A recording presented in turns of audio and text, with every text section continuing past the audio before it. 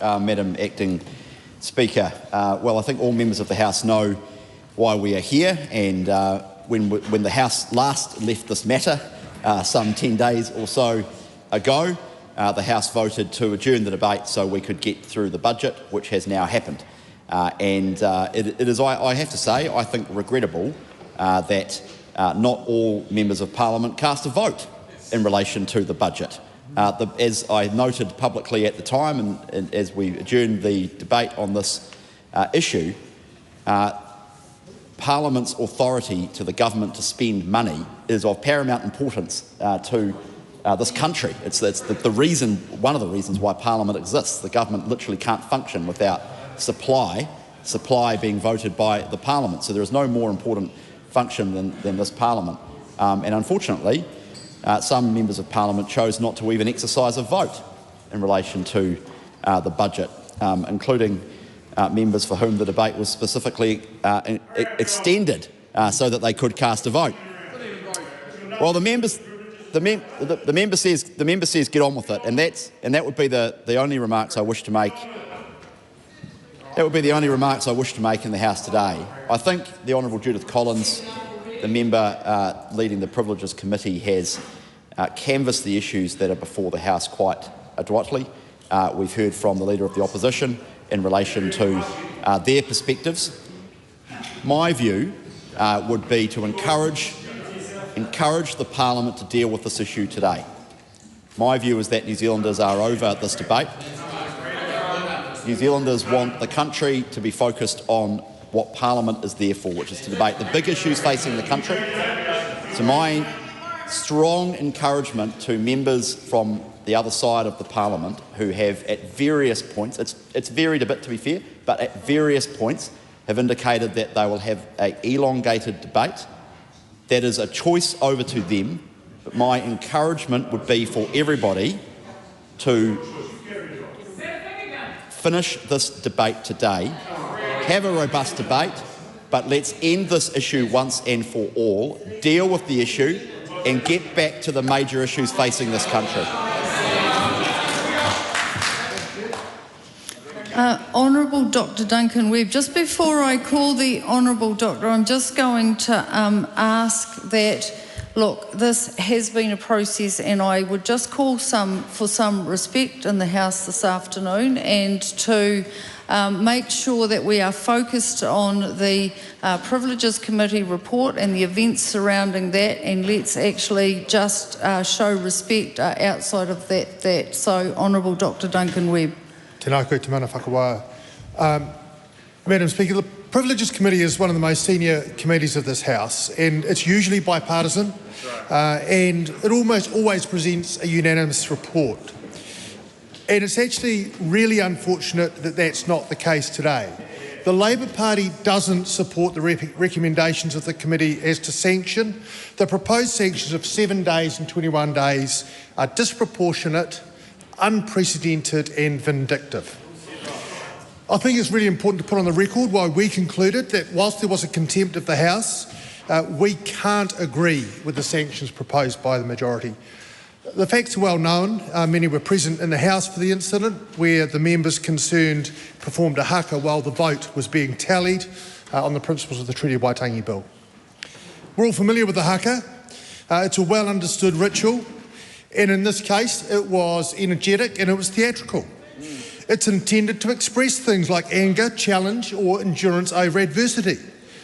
But at its heart, it was a performance. There was never any suggestion of physical violence. It was never remotely likely. And it's well known that those three members chose not to attend the Privileges Committee or provide any explanation. They weren't required to attend the committee. They were not called to attend and therefore did not have to. Whilst they can't claim credit for cooperation, nor can they say they were denied an opportunity to explain, neither can they be punished. It appears that some members of the committee may feel affronted that members didn't come to the committee when they were invited. They may even consider that the members were defiant in not attending. However, they were not required to attend. This is no justification for the imposition of a punishment which is disproportionate and arbitrary. Look, this place is noisy and sometimes chaotic. It is the preeminent lawmaking body. And when we make a decision, we do it by vote. And that is what was disrupted. And it's clear that Standing Order 417 says that obstructing the House in the performance of its duties will amount to a contempt. So the finding of contempt was inevitable. But as a matter of first principle, we consider that a suspension of 3 weeks for Mr Waititi and Ms Ngāriupaka and 7 days for Ms Rawiti Maipi-Clark to be inconsistent with the fundamental nature of this democracy. These people have been elected to speak in this House for their constituency. It's their right to speak, and it is the right of their constituency to be spoken for. It is such an important step to suspend a member. We're not going to be able to have a debate if we're going to shout over one another. Thank you, Madam Chair. Secondly, it's really important we take consistent approaches across different privilege committee decisions. This decision is wildly out of step with any other decision of the Privileges Committee. Robert Muldoon was suspended for 3 days for issuing a press statement which criticised the Speaker. Jonathan Hunt was suspended for 1 day for criticising the Speaker in a radio interview. That demonstrates how truly extraordinary this 7 and 21 day suspensions are. There have been examples in this House of people, of current members. In 2023, Tim van der Molen was found to have committed a contempt when he actually threatened a member. In that case, Mr van der Molen stood next to the chair of a select committee at the conclusion of a committee and told him to stand up. The committee found there was an objectively threatening element to Mr van der Molen's behaviour, and that impeded the member in the conduct of his duty. That was a contempt, and Mr van der Molen was told to apologise. Now, finding a contempt is a serious matter, and it's appropriate that you apologise to the House, but there was no suspension there. In this case, even if it wasn't intimidation, and it's not accepted there was, that is how it should be treated with, not by a very large suspension. And of course, there's Ms Genter's case where she moved across this House and spoke in a loud fashion to Mr Ducey and waved the document in front of him. Again, a contempt, but only asked to apologise. That shows that the decision of this committee, of the Privileges Committee, its recommendation is absolutely out of order. And in the case of Ms Maipi-Clark, only a modest allowance has been made for the fact she has already been suspended for a day. She's a relatively junior MP, and she has already spoken to the Speaker and expressed contrition. Now, there's no rule against double jeopardy, but it is wildly disproportionate to impose another 7 days. We cannot see any defensible justification for the conclusion of the majority of the committee. And finally, the clerk provided some very important advice and observations to the committee. Firstly, the clerk said in his advice, this would be a very substantial change to the House's practice, recognising it would be a radical departure from what had gone before. That advice recommended that any departure be done only with broad support amongst the members of the committee. That is to say, near consensus or near unanimity. And that any massive shift would appear arbitrary. It also suggested that a very clear rationale should be provided if that decision was to be taken. None of that advice was taken. Not one piece of that advice was taken by the majority of the committee. The majority view is partisan, arbitrary, vindictive and wildly out of step with previous decisions of the committee. And that was done with a bare majority. Given the status of the Privileges Committee and the importance of its decisions in keeping order in this House, it is deeply regrettable.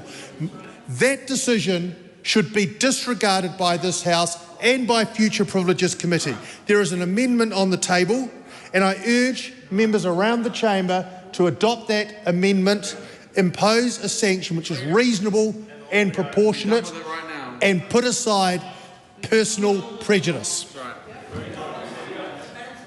Taku Te Whereas. E te iwi Māori, tēnā tātou. Tēnā koe te pika. I rise to speak to and for the Māori people. We've had our culture suppressed by acts of violence, acts of war and brutality, and acts of parliament for far, far too long. I rise to speak for all of the generations of te iwi Māori that have gone before us, and for all of the generations of te iwi Māori that will come after us, to reassure them that the taonga tuku iho, our taonga tuku iho, the treasured intellectual and spiritual taonga of our ancestors will never be silenced. That the mana of those taonga will never be diminished, not by ignorance or bigotry, nor pettiness or spite. That the enduring heartbeat of our tipuna that pulses in the manawataki of every haka their descendants perform will never be stopped. E te iwi, when we stand to haka together, our tipuna hear us, as do our mokopuna. For the haka is the symbol of a noble people. E ki ana te kōrero, ko te haka he tohu whenua rangatira. The haka is a symbol of a chiefly land. The haka is a symbol of humanity. And its raw human connection is the irresistible allure that draws people to it from every corner of the world. It is the epitome of the superpower of being Māori. Let me now address the root cause of this debate. This debate is not about a haka. It is not about a suspension. It's not about the interruption of a vote. It is at its heart about the fact that this House continues to ignore te tiriti o Waitangi. That this House continues to ignore Māori sovereignty. And that this House continues to ignore all of the constitutional rights that flow forth from those two things. The fact of the matter is simple. Without Māori sovereignty, there is no te tiriti o Waitangi. Without te tiriti o Waitangi, there is no constitutional right for the presence of the Crown in this part of the world. And without the constitutional right, there is no Parliament. Therefore, I say to this House, you can only keep your head buried in the colonial sands of time for so long. And by the way, high tide is fast approaching. You see, deep down, under layers and layers of intergenerationally refined colonisation and assimilation, this debate is about the eternal struggle for the survival of the Māori people and the survival of those people as Māori. Tēnā koe koro. Te kākano I ruia mai I rangi Aotea. This debate is about the relentless onslaught and imposition of colonial dominance, the endless lauding of European cultural superiority, all premised on the falsehood of Māori inferiority. In the darkest recesses of its heart, this is what this debate is truly about. And after 185 years of waiting, te iwi Māori declared today that enough is enough. Ka rahi, kua rahi. Unprecedented punishment was the headline. But the punishment is not without precedent. Only weeks ago, the Privileges Committee passed another judgment on the fourth participant in this haka party incident, who also left their seat, who also actively aided the interruption of the voting process, who also stepped out onto the hallowed grounds of the debating chamber, who also failed to return to their seat when the Speaker was on his feet. Yet the punishment handed down did not include suspension, did not include censorship or any form of financial penalty. You see, indeed, there was a clear precedent set. Quiet. This is an open debate and members will be able to have the opportunity to take a call. So interjections are okay, but that barrage was too much. You see, there was a clear precedent set. Yet when it comes time for the passing of judgment on Te Pāti Māori, the existing precedent is conveniently ignored. And for the additional crime of positioning themselves in front of the perpetrators of the actual crime, a crime that incited the largest public political backlash in this country's history, Te Pāti Māori are handed 2 21-day suspensions, a 7-day suspension. I've got a point for of a total of 49 days suspension. Sorry, Mr. Ferris, I've just got a point of order. Point of order, Madam Speaker. I think while this is a free debate, frank exchange of ideas, I think it's incredibly unhelpful to the order of the House for that member to accuse other members of having committed crimes. And I would ask you to consider whether that member should withdraw and apologise for that comment. It's likely to bring the House into disorder. There was no accusation to any specific member of this House that I saw. Madam Speaker, speaking to the point of order, I'd just like to... Madam Speaker, no. Point of order? No, if the member heard... Stop, order. If the member heard something that I didn't hear, he's free to come and talk to me about it. In the meantime, Mr. Ferris can carry on. Tēnā koe te pika. 49 days of suspension, censure and financial penalty. 49. Let me remind the public that the fourth participant in this very same haka received no suspension, no censure, no financial penalty whatsoever. You see, a sentence with no logic, framework or explanation is not a sentence at all. It is, in fact, an act of retribution. And when retribution is involved, that is not upholding justice.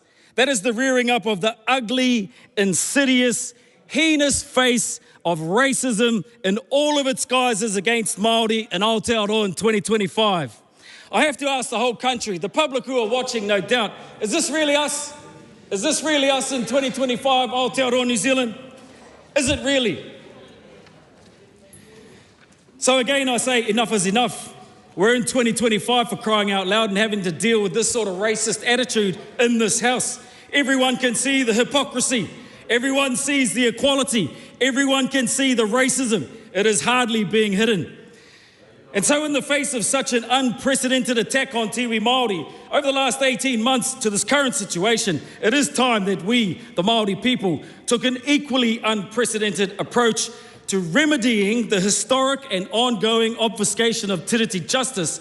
It is truly a shame that we have regressed so far, so fast.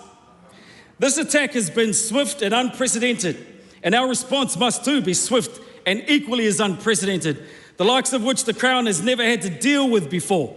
E te iwi, there are many tools available to us, international tools, to employ in balancing and rebalancing, as the case may be, of treaty-based relationships across the world. These tools include the right of retortion, of reprisal, and even retaliation. Retortion is the right of any partner to a treaty to suspend their ongoing consent to that treaty for the ongoing failure of the other party to uphold their treaty obligations. And after 185 years, we say enough is truly enough. Ka rahi, kua rahi. E te iwi Māori, we are more powerful than we know. We are not the helpless victims in a story of colonial domination. We are the sovereign. We are the sovereign people of this land. We are the sovereign people of Aotearoa. We are the sole sovereigns of our respective territories as described in the treaty text itself. I'm reminded of a quote from Whatarangi Winiata, who said that the best way to reclaim and retain our sovereignty is to behave as if we never lost it. And these words from the great Ngāti Kahungunu leader, Moana Jackson, who said, treaties are meant to be honoured. They are not meant to be settled. So I stand here before you as an uri of the sovereign people of Ngāti Kahungunu and as a son of the sovereign people of Ngāti Kere, fully authorised to speak on their behalf and declare to this House that we enact the right of retortion and hereby suspend our ongoing agreement and consent to Te Tiriti o Waitangi for a period of 21 days. Or until the Crown can remedy its continued failure to act with dignity and honour and uphold the obligations that it set for itself in Te Tiriti o Waitangi. Ngāti Kahungunu understand that this is a unfriendly action towards the Crown, but based on the last 185 years, exacerbated in the extreme by the last 18 months, we consider it a justified one.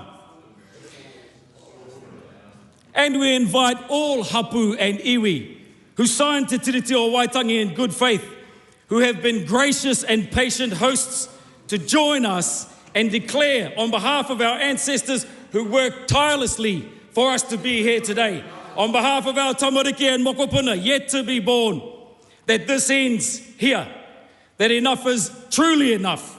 E te iwi Māori, karahi, karahi, ai rā, kua rahi. Nō reira kei ngā wā kāinga o te motu, e tū, mātike mai, maranga ke ki runga, whakamutu atu, tēnei mahi te whakapara hako i te iwi Māori, ki konei tonu. Kia kaua e pā kia, ki notia, ki runga anō, ki tētahi whakatipuranga o te iwi Māori, haere ake nei, e te iwi Māori, maranga mai ki runga, kei te pika, tēnā koe, tēnā tātou, kei raro, e heke ana. Madam Speaker.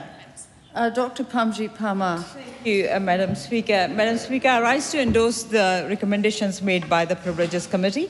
As a member of the Privileges Committee, I can say, Madam Speaker, that the Privileges Committee gave thorough consideration to the question of privilege that was referred to the Privileges Committee towards the end of last year. Madam Speaker, the incident relates to the question of privilege that actually rose after the incident that happened on 14th of November 2024 in the House. This was after the first reading debate on the principles of the Treaty of Waitangi Bill, and it was when the vote was being called for. And when the Te Pāti Māori party stood up to cast its vote, Mr. Speaker, at that point, Hana Rawiti Maipi Clark, after casting its vote, started doing haka. And Mr. Speaker, the speaker in the chair at that time stopped her from doing that, but she didn't stop, but instead she stepped onto the chamber floor and proceeded towards ACT Party members. And as she proceeded towards ACT Party members, the speaker rose on his feet. And still that didn't make any difference. And in the meantime, two other members of the party, Te Pāti Māori Party, Debbie Narewa Peka and Raveri Waiti, they also left their seats and joined Ms. Maipi Clark. And they faced towards ACT Party members, and in that haka, Mr. Speaker, in that haka, Ms. Narewa Peka made hand gestures similar to a finger gun. And this wasn't just once. Towards the end of that haka, again, she repeated the gesture and simulated a firing motion. Mr. Speaker, it's a very important point to note here. And as I said, that as a member of the Privileges Committee, I can say that we gave thorough consideration to this question of privilege. And we did go through the video footage. So we did see ourselves that those were the gestures made by Ms. Narewa Peka towards ACT Party members. And when they were doing that haka, and when they were making those gestures, they were very, very close to the front bench of the ACT Party members. Mr. Speaker, it was really good that we had the video footage because that happened here in the House. And we also invited the members to come before the Privileges Committee for hearings. We gave 30 minutes to each members because we wanted to give fair opportunity to all these members to come and answer the questions that members had. And it wasn't just once that they were sent this invitation. It was more than once, twice, and they declined that invitation to appear before the Privileges Committee. Mr. Speaker, I know that this is a place where we don't always agree on ideas that we debate. We disagree on ideas, and sometimes we strongly disagree on ideas. But we do that through constructive debate, not through physical actions or intimidating physical actions. Mr. Speaker, and to use the excuse, and then to use the excuse that the actions were display of expression of political debate as done by Ms. Narewa Peka in her written response to the committee is hugely, hugely concerning. Because, Mr. Speaker, this is not the first time we have been debating bills in this House which are categorized as controversial by some. Just give you some examples, Mr. Speaker, give you some examples. We have had end-of-life choice. We have had abortion legislation, and these are the kind of examples, Mr. Speaker, where members in this House were divided to the extent that members were on the extreme ends of the spectrum. There were members, those who were really, really supportive. There were members, those who were strongly against these legislations. And some of the members in this House, those who were against those legislations, were on the basis of their religious beliefs. And we know, Mr. Speaker, so many acts of violence around the world happen because of people's religious, cultural beliefs. And despite, Mr. Speaker, that, we all debated those issues in a way we should be debating in this House. So, Mr. Speaker, there is no excuse for that kind of physical and intimidating behavior in this House. Going back to, Mr. Speaker, the invitation that was sent by the Privileges Committee to the 3 members. And yes, I fully understand that members are not obliged to accept the invitation sent by the Privileges Committee, but it wasn't a simple decline. It wasn't a simple decline, Mr. Speaker, because what they did was they declined the invitation and they said that they're going to conduct their own independent hearing. I also heard, Mr. Speaker, they said that the Privileges Committee is a silly little committee with its silly little rules. They called the Privileges Committee a kangaroo court. They called the Privileges Committee a kangaroo court. And, Mr. Speaker, I say this, I ask this, and if all these actions and all these comments are not undermining the processes that we have in place, Mr. Speaker, then what was that? What was that? What were those actions and what were those comments? And then the members stated,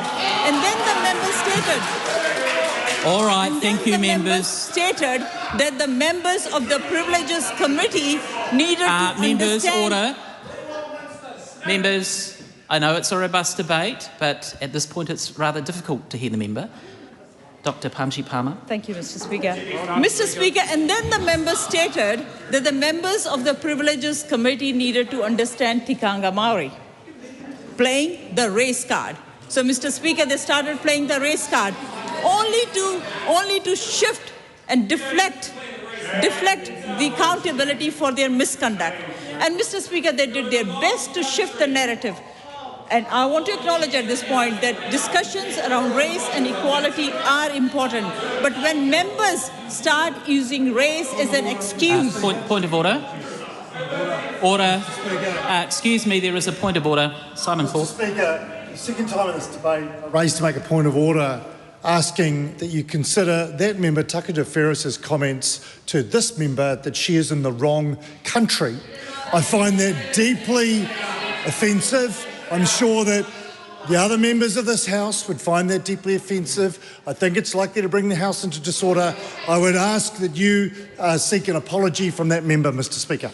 Thank you, Mr. Court. Ricardo Menendez-March. Yeah, just for clarification, that's, and I guess I was quite close to the member that he was referring to, and that's not what the Takuta Ferris said. He said it was that the member was in Māori country, and I think that's a really fair reflection. Are we allowed to say that? Prove us wrong. Kia ora. Thank you, members. Look, it is a robust debate, and at the same time we do need to be respectful of each other. The difficulty, of course, from this perspective is it's very difficult to hear when the House is in a state where there is a lot of volume. So I do ask that members reflect on what their interjections are, but at the same time that we have a level of decorum so that we're able to all hear both the person who's making the call and the interjections, which should be short and also relevant. Dr. Pāti Māori. Thank you, Mr. Speaker. So, Mr. Speaker, I was saying that by playing the race card, they have been trying to shift the narrative. Mr. Speaker, I want to acknowledge that discussions around race and equality are important, but when members of Parliament start using race as an excuse, that is damaging. That is embarrassing for the communities. And that's why, Mr. Speaker, I also strongly reject what Maori Party said in their written response, and that was that the appropriate or inappropriate use of haka, point of order. Including whether the member will resume his seat. We have a point of order. Takuta Ferris. One of the simplest understandings of Te Tiriti o Waitangi that this House should know is that it has nothing to do with race. Thank you, Mr. Ferris. That is a order. That's not a point of order. Mr. Speaker. No, I can deal with this myself. Thank you, Mr. Court. That is not a point of order. That is a matter that could be raised in debate. I invite Dr. Palmer to resume her speech. Thank you, Mr. Speaker. Mr. Speaker, and that's why I strongly reject the assertion which was made by the Maori Party in their written response, saying that the appropriateness or inappropriateness of haka, including whether the expression of haka amounts to intimidation, should be actually decided by a Maori expert. Why, Mr. Speaker? Te Pāti Māori Party is part of this democratically elected parliament. They get all their entitlements according to the rules of this parliament. So when it comes to misconduct, Mr. Speaker, how can we have different standards for them? Mr. Speaker, if we start applying different standards to members of parliament on the basis of their ethnicity, on the basis of their cultural beliefs, Mr. Speaker, we will have double standards in this House, and that is not going to be acceptable. Mr. Speaker, displaying reckless behavior and then playing the race card is concerning. Displaying disorderly behavior and then taking pride in that is hugely concerning. The members there should look around and see that this House is made up of members, those who come from so many different cultural backgrounds, ethnic backgrounds. We all don't look the same. And that doesn't mean we start using our cultural beliefs, our ethnicity to justify misconduct in this House. Mr. Speaker, finally, I want to say this, Mr. Speaker, this was not about haka per se. I want to repeat this. This was not about haka per se. This was about the timing. This was about the manner. This was about the disorderly behavior. This was about those hand gestures simulating a firing motion. And Mr. Speaker, the recommendations made by the Privileges Committee do justice to what happened in the House, and they reflect the seriousness of the matter. Anything less would have diluted the seriousness of that matter. And I do not understand, Mr. Speaker, despite the race card being played, I do not understand this, Mr. Speaker, despite the race card being played, how accountability can be interpreted differently. How accountability can be interpreted differently. And that's why, Mr. Speaker, I commend the recommendations made by the Privileges Committee to the House. Thank you. Okay. The Honourable Marama Davidson. Thank you, Mr. Speaker. I move that all the words after the first instance of the word that be replaced with Hana Rāwhiti Maipi Clark, Debbie Ngāre Wapeka and Rawiri Waititi be censured by the House for acting in a manner that could have the effect of intimidating a member of the House in the discharge of their duty. Mr. Speaker, it is right that this House interrogate the findings of the Privileges Committee concerning the conduct of MPs. We think this Parliament could lead the world in affirming how Indigenous MPs express ourselves in this House. To look at the cultural act that was performed in isolation of the injustice that led to the conduct is remiss of this House. It is our position that the Privileges Committee is being exploited to do the political bidding of government MPs, which is an approach we should all treat with disdain. The Green Party strongly opposes the suspension of Ms Ngāre Wapeka, Mr Waititi and Ms Maipi Clark as recommended by the committee. I invite the government parties to support my tabled amendments, which would instead remove suspension for all 3 MPs as a punishment and leave the penalty to censure. We would have preferred to pause the Privileges Committee proceedings while the newly established Tikanga Committee evaluates the incorporation of tikanga in Parliament. This would then allow the Privileges Committee to evaluate the conduct of MPs with any new standing orders that arise from this work. Mr. Speaker, there are critical weak points with the proposals in the committee report. Let's start with an assertion by the chair of the committee that the conduct had prevented the vote being taken, which was simply incorrect, as all parties had completed their vote. And yet the chair continued to state that inaccuracy. Now that in itself indicates some clutching to try and make the conduct seem worse than it actually was. Now the ruling of 21 days suspension for the co-leaders with the ruling of 7 days on top of 7 days already served by Ms Maipi Clark is severe and unprecedented and completely out of proportion to the breach of standing orders, especially when the action is taken in full context. And we must highlight the full context if this debate is to draw any respect. In just one example, we have former Prime Minister Mr Muldoon committing some pretty full-on offences, also not turning up to the Privileges Committee, and even then only getting a 3-day suspension. Right. Just one of many examples of why this penalty does not fly. And the enduring democratic convention of the committee reaching consensus has been blown apart, with only the government members supporting. This makes these decisions blatantly partisan, something that this House should be passionately guarding against.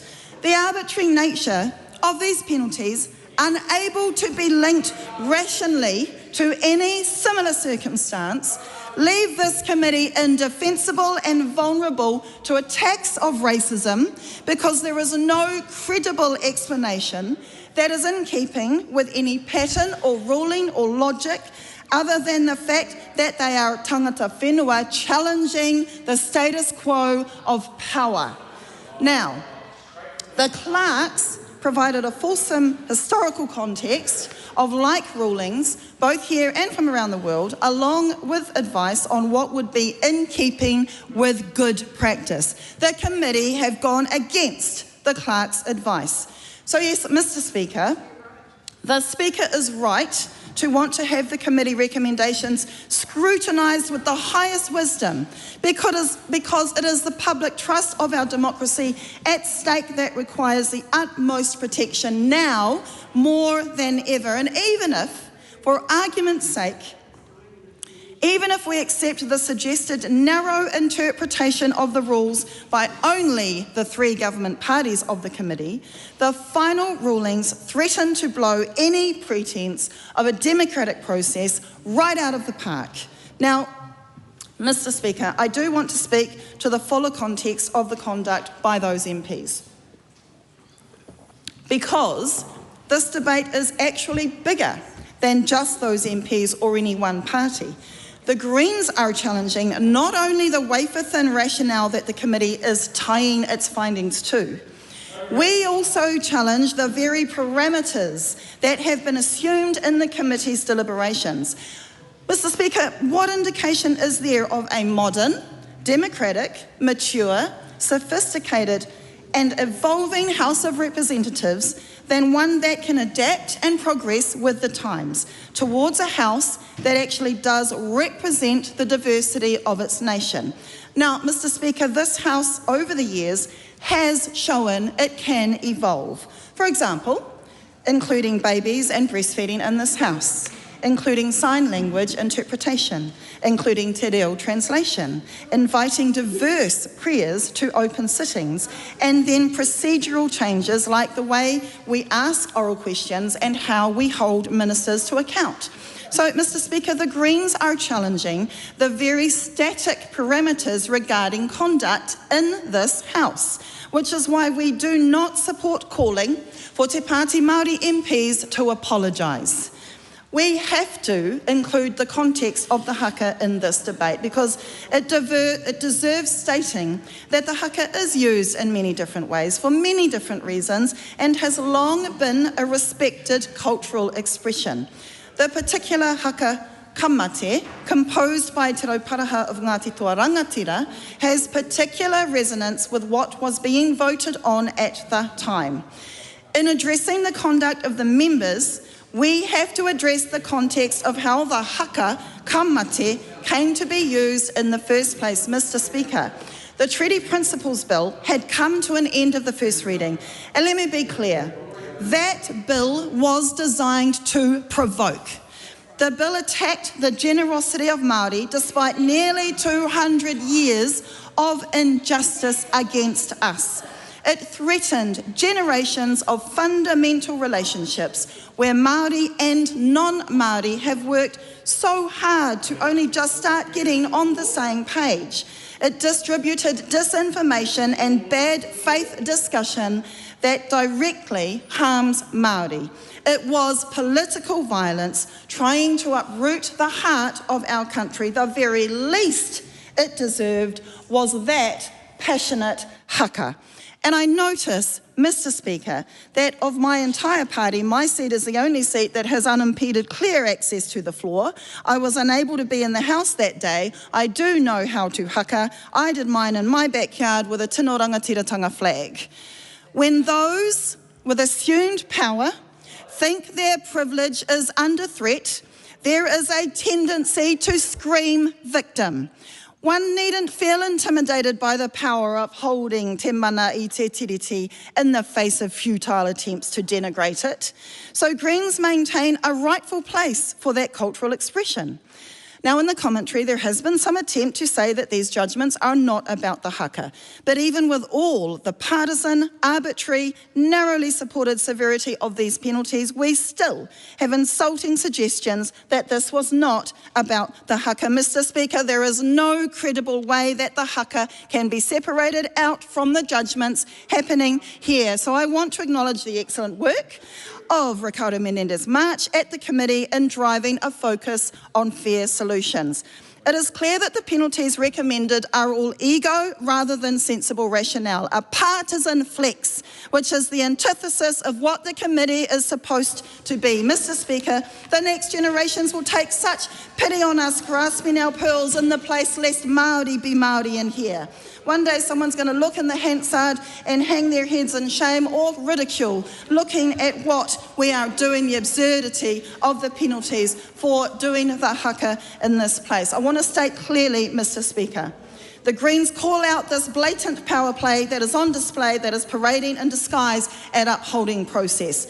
These dangerously precedent-setting, convention-destroying, consensus-ignoring, tiriti trampling, racism-whistling, democracy-mocking, narrowly supported recommendations from the Privileges Committee bring this House into more disrepute than any haka ever has. Members, the question before the House for debate is that the amendment be agreed to. The amendment is now debatable together with the motion and the previous amendment. Before I take the next call, I do need to refer members to Speaker's Ruling 30/5, which indicates that any member who is seeking a call must do so from a seat allocated to their party. So I invite any member who wishes to do so. Before you make that decision, I'm standing in for the Prime Minister today and I'm sitting in the right seat. Yes, I haven't given a call yet. Well, just in case you're going to make a mistake, I can tell you now.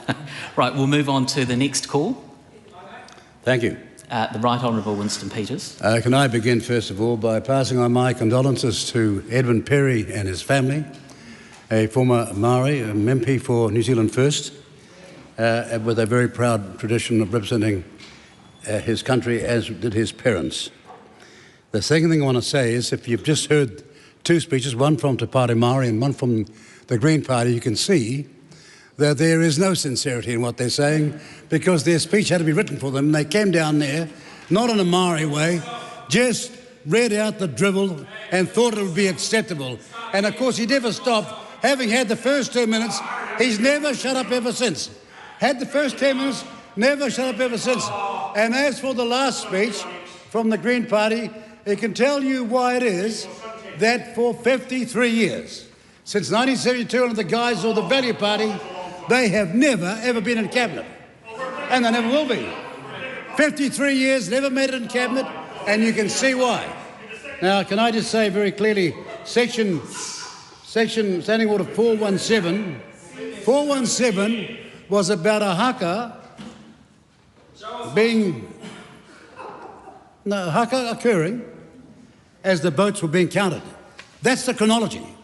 As the Green representative said, she's entirely wrong. Go and look at the Hansard, it's all there.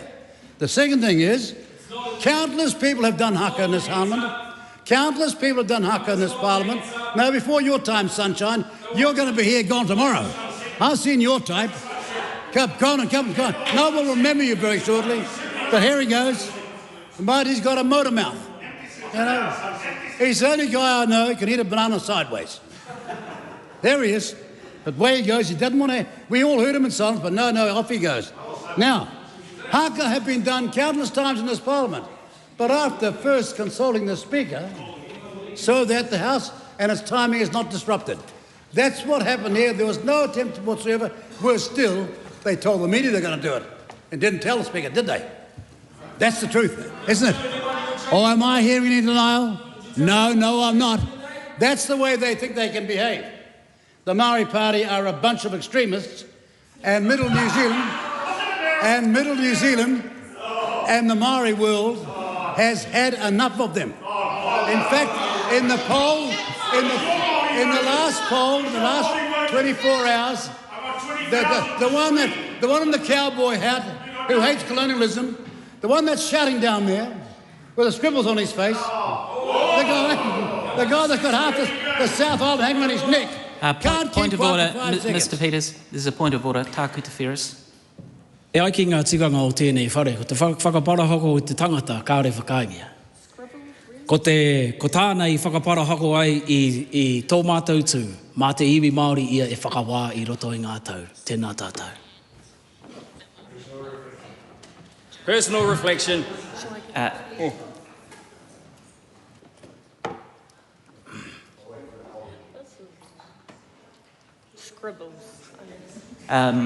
Thank you, Mr. Ferris. I think the point that's being made here is that Mr. Peters' remark about Mr. YTT is rather disparaging, and so I invite Mr. Peters to refrain from comments like that and to actually withdraw and apologise, please. Beg your pardon? Apologise for what? Would you itamise what you want me to apologise for? Well, Mr. Ferris has indicated the reference to the tāmoko that Mr. YTT has, and so I invite Mr. Peters to If I've misdescribed his tāmoko, I apologise. I'd easily do that. But the rest of it, I hope, is understood to be true. This person that hates Western values and wears cowboy hats in this Parliament is, as I say, an extremist. And the Maori world has had enough. In a poll recently, the majority of New Zealanders massively said that either the Select Committee's finding was correct or should be more severe. Not less severe, more severe. And out there in ordinary New Zealand, they understand what we're doing. New Zealand is a democracy, and whether the Pāti Māori like it or not, and using Maori culture as an excuse for their disgraceful behaviour is an insult to Māoridom. Some of us were working for Māori before you were born. They've got no record of done one thing. Not one of those people can rise up in this house and tell you one thing they've ever done for Māori, apart from bleeding Māori resources and a marae up in Auckland, apart from fleecing the Māori people out in South and West Auckland. It's all there.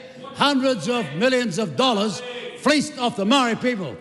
But I'm telling you what, the teats just run dry. We're not taking that bit of bear anymore.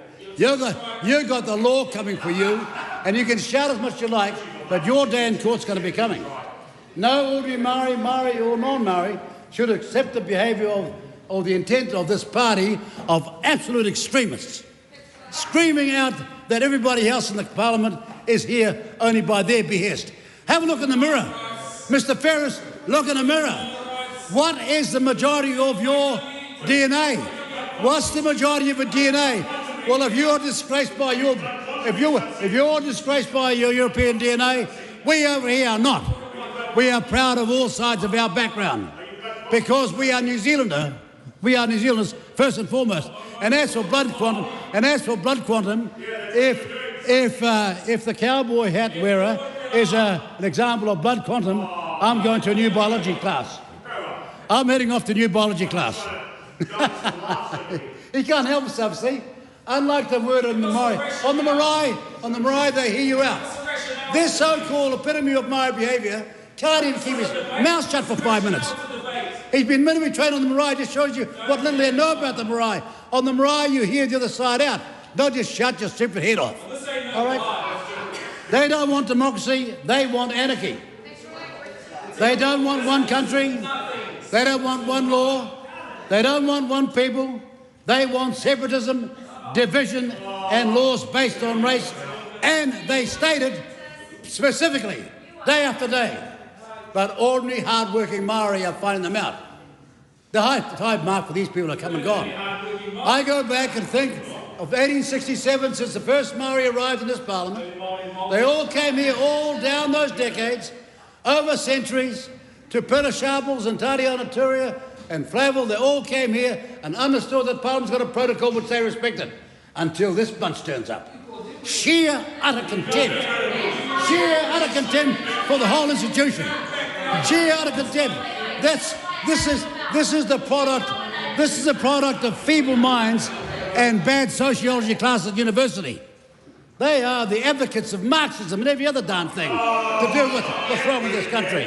And out there, Maori, who got 2 and 3 jobs, have had a guts full of them. You watch the polls as they go forward. Look, there are some Conservative Labor MPs. Some Conservative Labor MPs must be having cold sweats every night. Because where do you go now? You can't go there. And you can't go there. Because you go there and there, you won't be over here. Get that part right. You can't go there. And I hope that some sober, conservative, right-thinking Maori people in the Labour Party wake up before it's too late. These people are a nightmare. They have no idea that politics is about, in the end, compromise to get as much as you possibly can, and far more than you can get collectively than you would have got individually. They don't understand the most rudimentary things. Their party has left Middle New Zealand a long time ago, and the Labour Party is going to leave them hanging in the wind too. Today I want to hear from the Maori Party, from the Labour Party, what do they intend to do on this matter? Because the excuse made by the member of the Select Committee panel was the most lame excuse I ever heard. These people wouldn't even turn up to the Select Committee. Demand that they control the whole process of the Privileges Committee. They even demanded that they have their own process. They're going to have their own hearing. It was all bull dust, of course. It was all bull dust. When was their hearing? They never had it. And then they go on TV, and for a long interview, they're almost crying into each other's faces. Can you remember that? Look in the mirror, Ngarawa. What is your DNA? Look, what is your DNA? Mr. Peres, what is your DNA? Because it ain't by majority Maori, and stop bull dusting your people. Order. Members, it's getting a little bit too noisy for my liking. So if we could just keep the dulcet tones down a bit, Since 1867, Maori have been elected to Parliament with just 4 winning a general seat until the introduction of MMP, when we saw the exponential growth of the number of Maori MPs. Right now we have a record number of Maori in Cabinet of any government, and far more than the Maori Party's got over there, all in our Cabinet at this point in time. And right now we have, as I say, a party of extremists who act with utter contempt and ignorance of the process that has been accomplished. A lot of us have striven a long time to see a far greater and balanced representation in this Parliament, but we never thought we'd see, as a consequence of all that hard work, of all those Maori members going back over a century, that these people would turn up and, unlike the origins and the birth of their own party, have contempt for their own party leadership. This new bunch that just turned up here now, where did they get their licence from? No, stumbling through it. They have no licence, and they'll find very shortly they're going to be out of this place. They are trying to tear all that down for their own ignorant, misguided political gain. Can I just say this, that we had, in the last few years, a very extensive international travel itinerary. Travelled extensively, more than any other foreign minister, but let me say, I still spent more time in Parliament than all those Maori MPs all together. And I want to tell their voters that their MPs are bludgeoning off them. They're not turning up in Parliament. They're not being responsible. And the sooner you know, the sooner you'll be able to hold them to account. I can see what the end is. I can see what the end is for that party, and it's not long. The Honourable Willie Jackson. Thank you, Mr. Speaker. Oh, well, that wasn't the best, was it?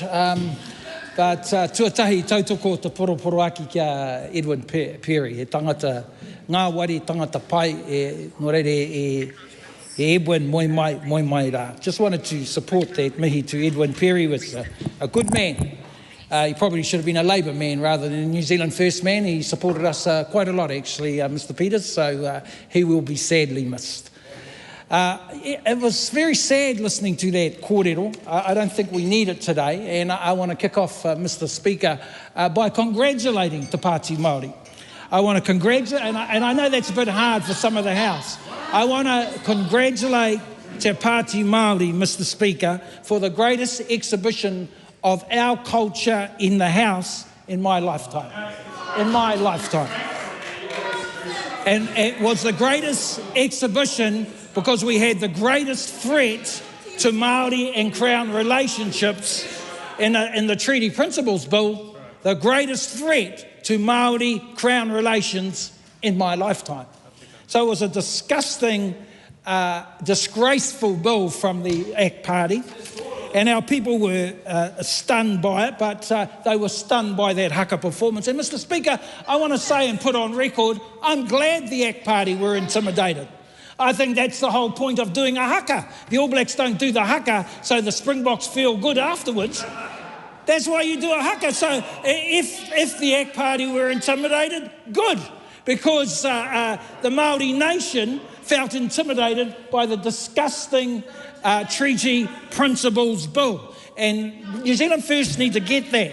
I want to mihi to Te Pāti Māori. I want to mihi to Hana Maipi, who will go down in history with 1 billion followers in terms of the internet. Well done. She was nearly going to be as famous as her nanny Hana, who presented the Māori language petition. So I want to mihi to Te Pāti Māori. Now I want to say to Te Pāti Māori, after all this kōrero today, you know I love you. You know I love you guys. You know I love you. But a little bit of compromise could help the situation. I know it's like, I get it, I get the tino rangatiratanga stuff, but a little, I know it better than anyone, but a little step back, you know, a sorry wouldn't go, you know, like, why not say sorry for Rawiri Waititi abusing the Privileges Committee? Why not say sorry for leaking stuff to social media? Why not say sorry for not turning up to the committee? I know it's hard to apologise, but I want to say to Te Pāti Māori, not every single Māori in the country supports you.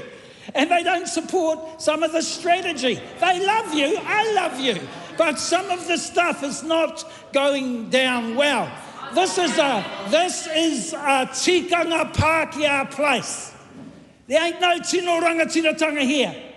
There ain't no tino rangatiratanga here. This is the centre and the celebration of the Westminster system. And I think our challenge, as you know, is that we have to imbue some of our Māori culture into the system. So we have to get a partnership going. And I don't think the kōrero so far is going to help with the partnership. You know, we have to get the House to embrace some of our values. And if we're being fair, Mr Waititi, if we're being fair, over the last 20 years, various speakers have had a shot at it. Trevor Mallard had a shot at it. Jonathan Hunt had a shot at it. Lockwood Smith had a shot at it. Jerry Brownlee's trying to do it, and the best of them have been Adrian Rudolph. And the reality is, if you want to kōrero Māori, you can speak Māori all day and night. If you want to sing, if you want to do the haka, you can do all of that. Is it enough? No, it's not enough. It's not enough. But in terms of tikanga Pākehā, I think we have to accept that that's the reality of this place. Our challenge is to get the House, Mr Speaker, to embrace us as a partner. And that just hasn't happened. That hasn't happened enough. But the House is trying.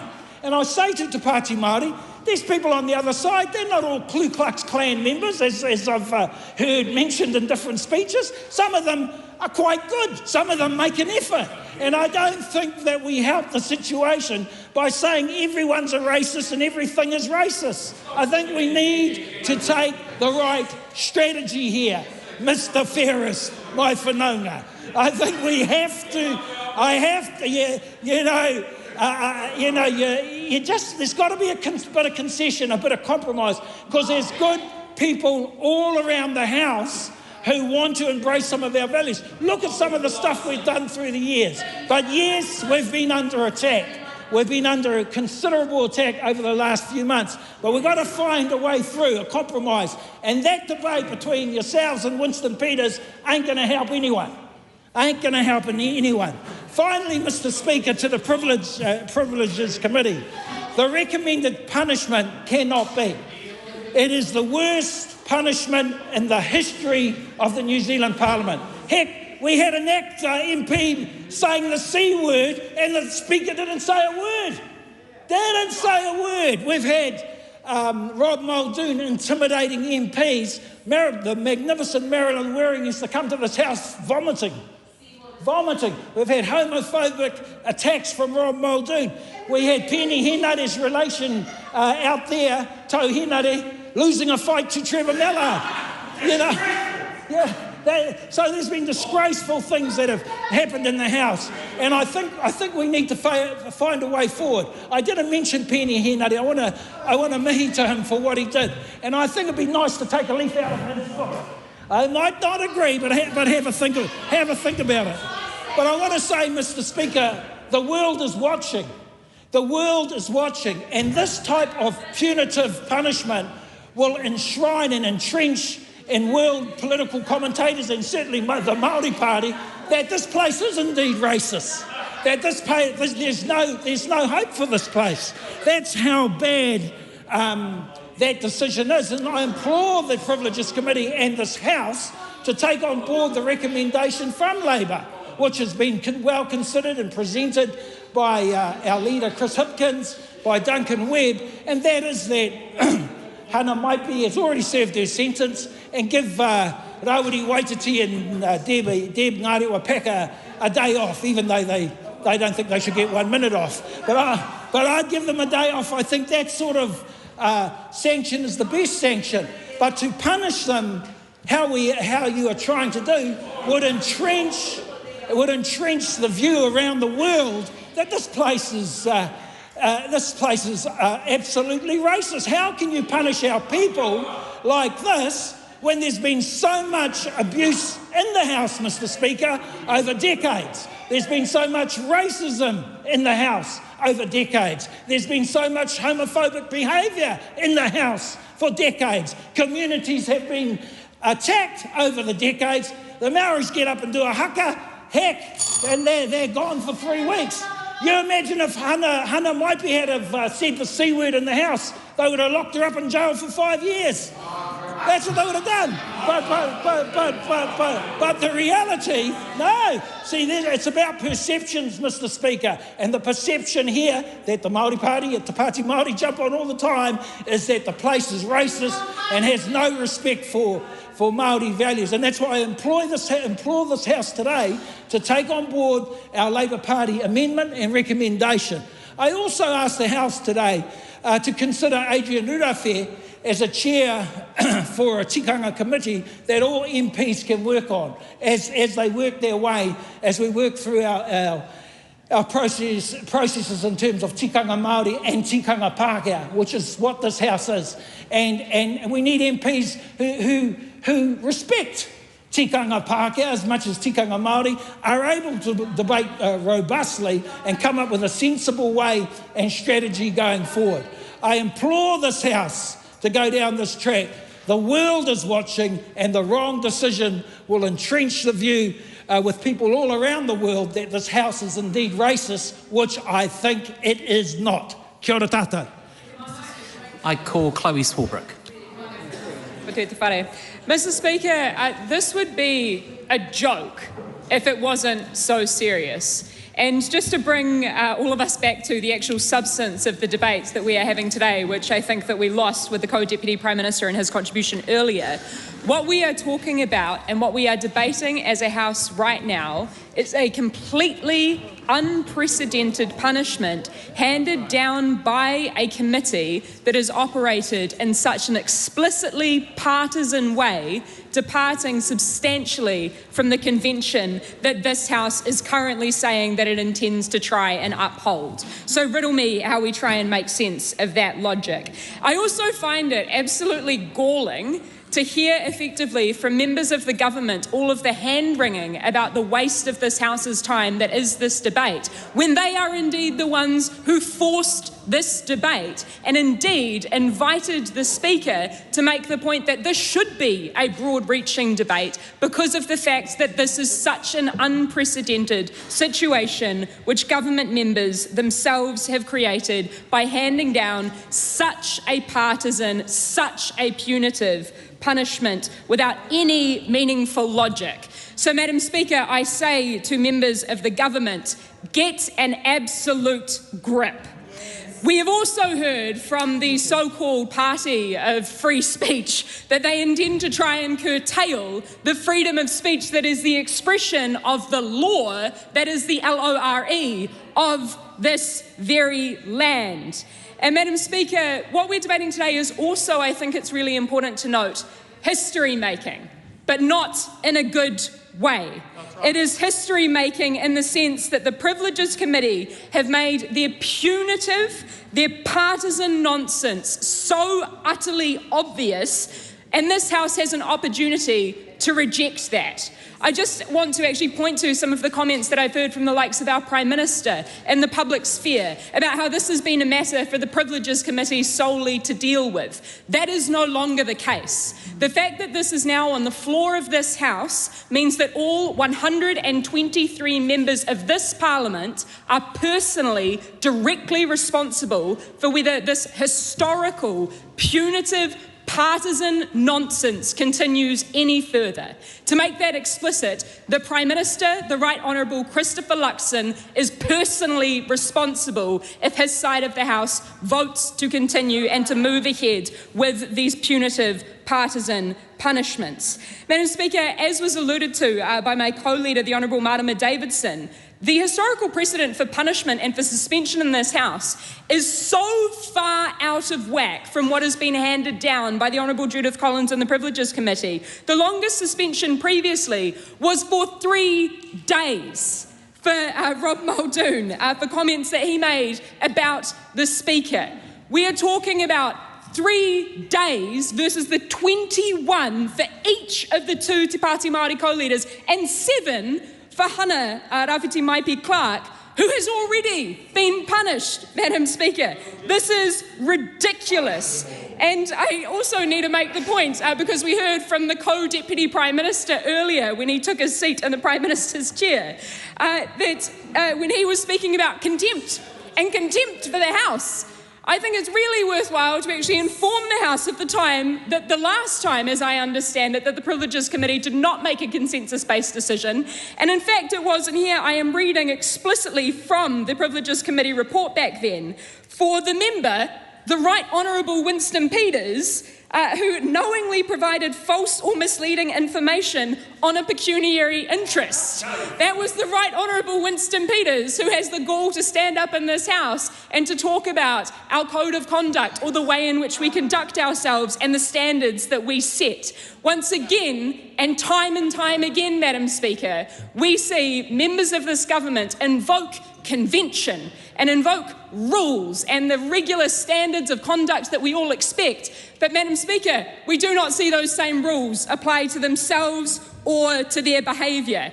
And interestingly, just to finish that story on the co-Deputy Prime Minister, the Right Honourable Winston Peters, and his Privileges Committee complaint, the last time that we had that Privileges Committee not operate with consensus was because New Zealand First defected on those punishments being held down. Here we have a totally different circumstance where it is solely the governing parties who are deciding to use their power of the bare majority to force this unprecedented punitive punishment against the opposition of 3 opposition parties.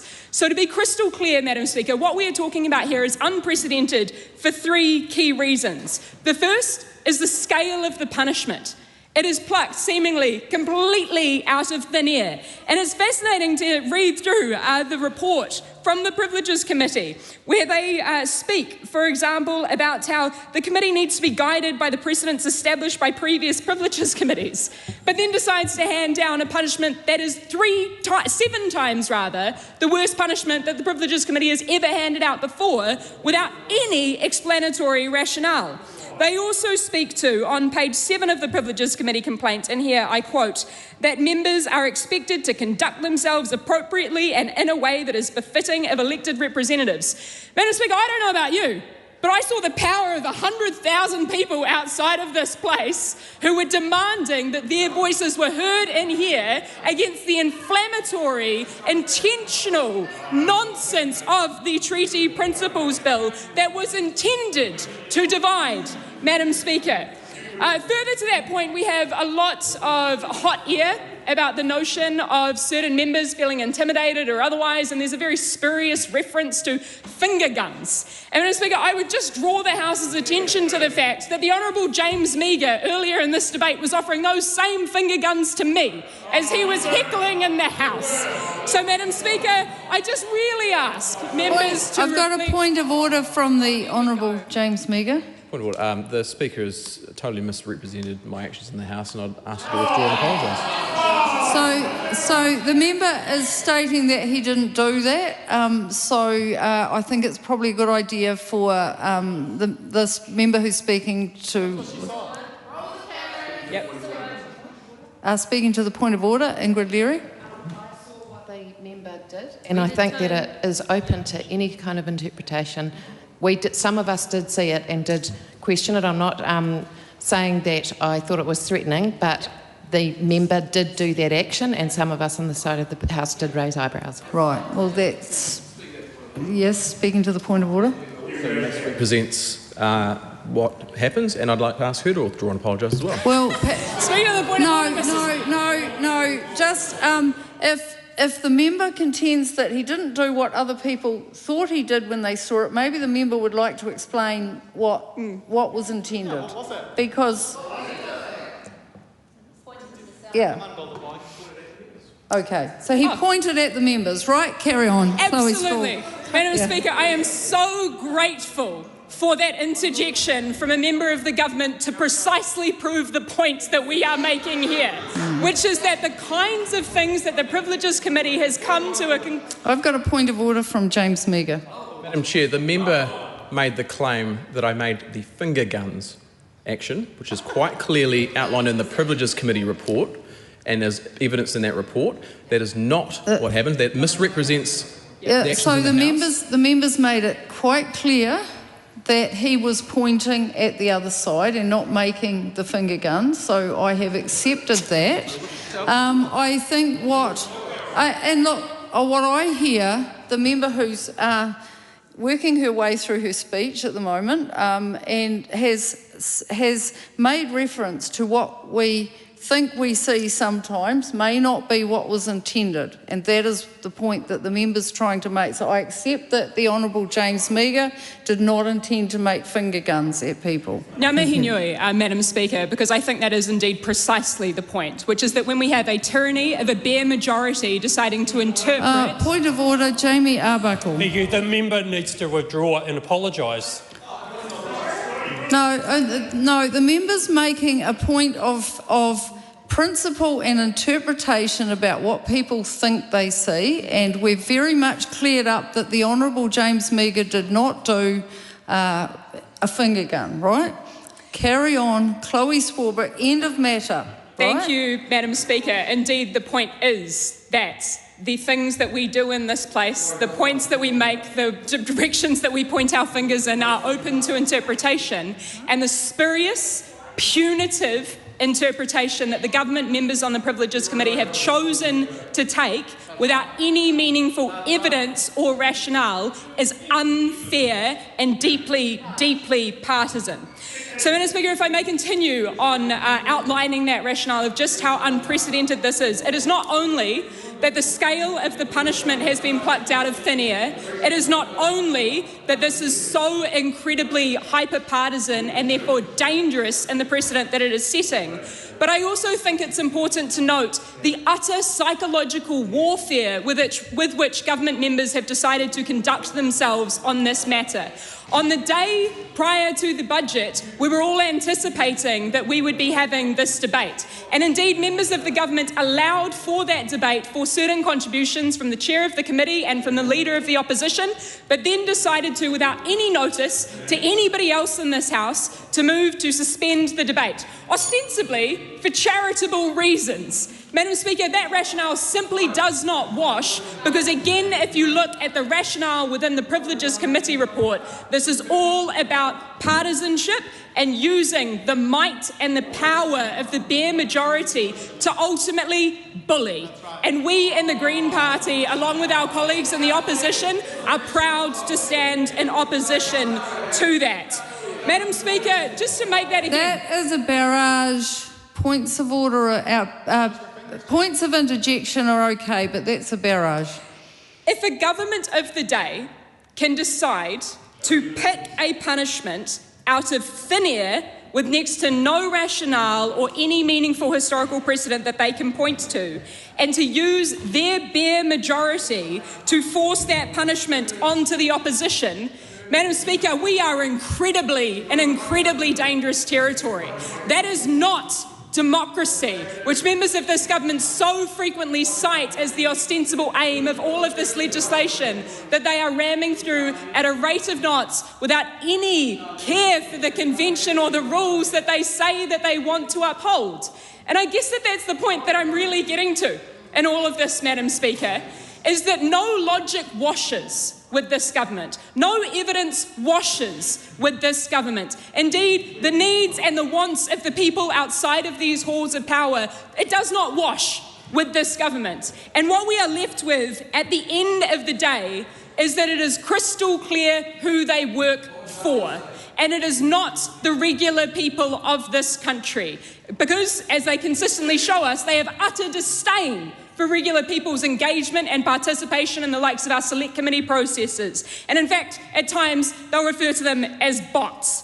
Madam Speaker, the haka is celebrated by this place when it is convenient. But the haka is a challenge, it is a reflection, and it is the law of this land. Hana Rafiti Maipi Clark. E te pika. I have been silent on this kaupapa for a long time. It is now my time to speak. I came into this house to give voice to the voiceless. Is that the issue here? Is that the real intimidation here? Are our voices too loud for this house? Is that the reason why we are being silenced? Are our voices shaking the core foundation of this house? The house we had no voice in building.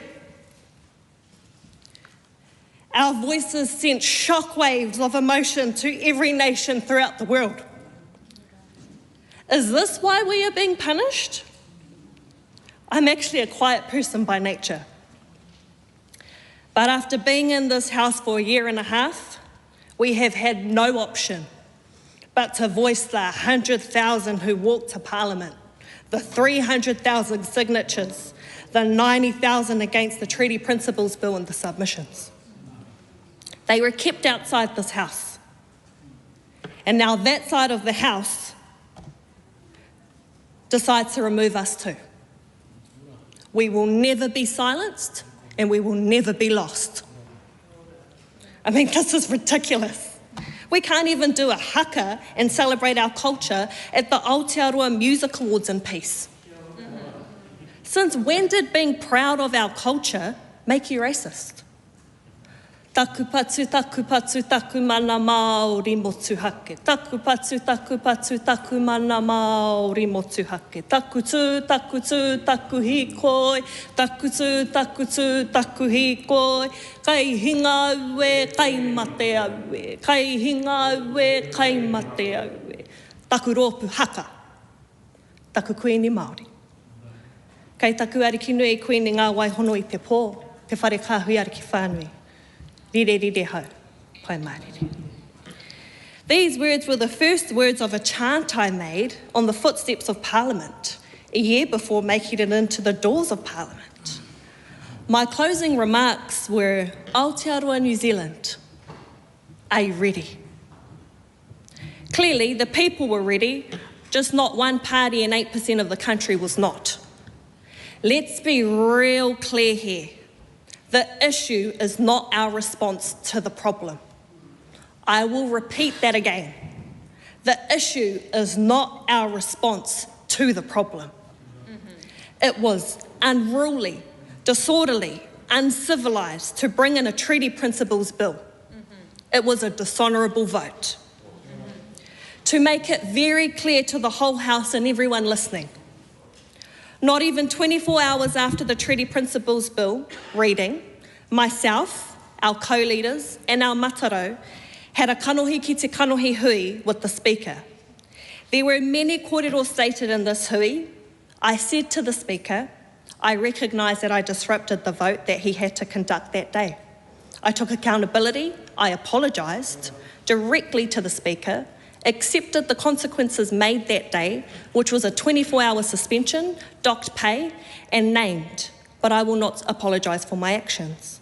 The ruling I was given that day encapsulated everything I did by inserting the words behaviour and actions. Which brings me to question, why am I even here? Why am I being punished twice 8 months later? Yet a member can swear at another member. A member of Cabinet can lay their hands on a staff member. A member can drive up the steps of Parliament. A member can swear in Parliament.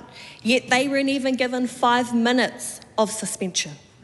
But no, when we stand up for the country's foundational document, we get punished twice with the most severe consequences in the world. And that's actually a fact. Suspending the Māori seats of Hauraki, Waikato, Waiariki and Te Taihau Auru is equivalent to suspending 18 general seats. Just want to repeat that again, 18 general seats. That is 210,000 voices being silenced. The Māori seats encapsulate 6 general seats in one electorate, to be very clear to Mr. Meager. I just want to mihi tū Te Pāti Reipa and Te Pāti Kākariki. E kore ngā mihi e mitu kia koutou. The problem isn't the haka or our kākahu or even the treaty principles bill itself, like our wannabe matatini judges over here. The system itself causes the issue. MPs are not legally required to uphold Te Tiriti o Waitangi. There are no provisions in the Constitution Act 1986 for Te Tiriti o Waitangi. This gap allows harmful bills like the Treaty Principles and the Regulatory Standards Bill to be introduced. The solution is clear. A legal duty for MPs to respect and protect Te Tiriti o Waitangi and a provision of Te Tiriti o Waitangi in the Constitution Act 1986. This is my member's bill that I introduced last week, or the last time we were supposed to get suspended. Taku ture tuatahi ka whakatau ki te whare miere. Members of Parliament's duty to uphold Te Tiriti o Waitangi legislation bill, te pire mo te here ki Te Tiriti o Waitangi. Without this law in place, this is what's continuing to allow members of this House to silence the voiceless and slam the door on them. Nā ngā mema o tēnei whare e whakaiti ana I te tere ki Te Tiriti o Waitangi. Mā mātou koe e here, a haere ake nei te wā. This is not a country issue, this is an in-house issue. We have no option but to be the opposers and proposers at the same time and actually address the core problem that these systems represent, so that another generation doesn't have to come through these doors and be silenced. Look, Madam Speaker, we can have this debate for days. Actually, we have been for 185 years. And we're still debating on Te Reo Māori go stop signs. Get over it. The pathway forward has never been so clear. This isn't a left or right issue. This is getting the foundations right first to move forward as a country. And to move forward as a country, this House must recognise Te Tiriti o Waitangi in our Constitution Act. And members of this House must have a duty to uphold Te Tiriti o Waitangi. This House must acknowledge the laws of this land. I tore a bill that divided our country. I am now presenting a bill that honours our relationship as a country. In the words of our late King, let's keep pushing forward. While we are currently facing a storm, and there was a storm last night, there's no need to worry in this storm. We are stronger together, the wind in our sails of Te Pahitanga, and with that, we will reach our final destination. Tēnā rā tātou. Honourable Nicole McKee. Thank you, Madam Speaker. Madam Speaker, I'd like to start my contribution by thanking the Privileges Committee for their patience in coming to a decision on this matter, especially as it took them 6 months and various attempts in order to try and have all members who needed to speak at this being able to do so. Madam Speaker, this is not about the haka. It's not about the haka at all. It's about the rudeness and the disrespect that was given to this House, to the Speaker who sat in that chair, to all the elected colleagues around this House, and it's about the invasion on a process that we call democracy. That's what the Privileges complaint was about.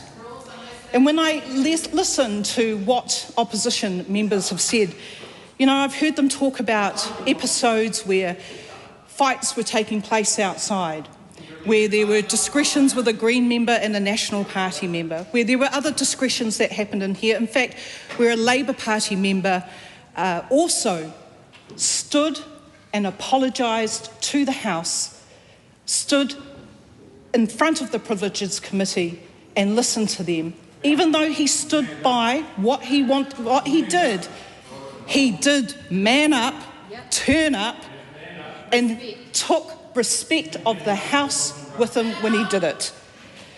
When I listen to what has been said across the room, I'm hearing that there's no treaty without Māori, and that's correct. There is also no treaty without the Crown. And in this room, Madam Speaker, we are here as representatives of the Crown. And in this room, we are sitting amongst a memorial of wars, a memorial of deaths, that we come into this place every single day because those people that fought in every one of those battles around this room, no matter what their nationality is, they did it for New Zealand, and they did it so that we could be a democracy. And a democracy is something that we should all be proud of. But it's not universal around this House, and there are excuses being made for bad behaviour. Because in this room, we are here to make laws, to not make laws, to debate, to have the discussions. And this place is so sacred that we can't even have the King in this room. We've got the green carpet here. We can't have them because the elected people of this country sit in this room to have debate. This is not about the haka, Madam Speaker. It's not about the haka, it's about process. It's about grandstanding at the expense of this House and how it operates. It's about just being ignorant and arrogant about how we do laws in New Zealand. You do not have to agree with every single law, but we do have a process when you do not. And when, well, tell us about the treaty part. What I would like to see from Te Pāti Māori is where we look to unify as a country, where we look to come together to find solutions. But we don't hear that from Te Pāti Māori. All we hear is aggression, all we hear is bullying, all we hear is yelling.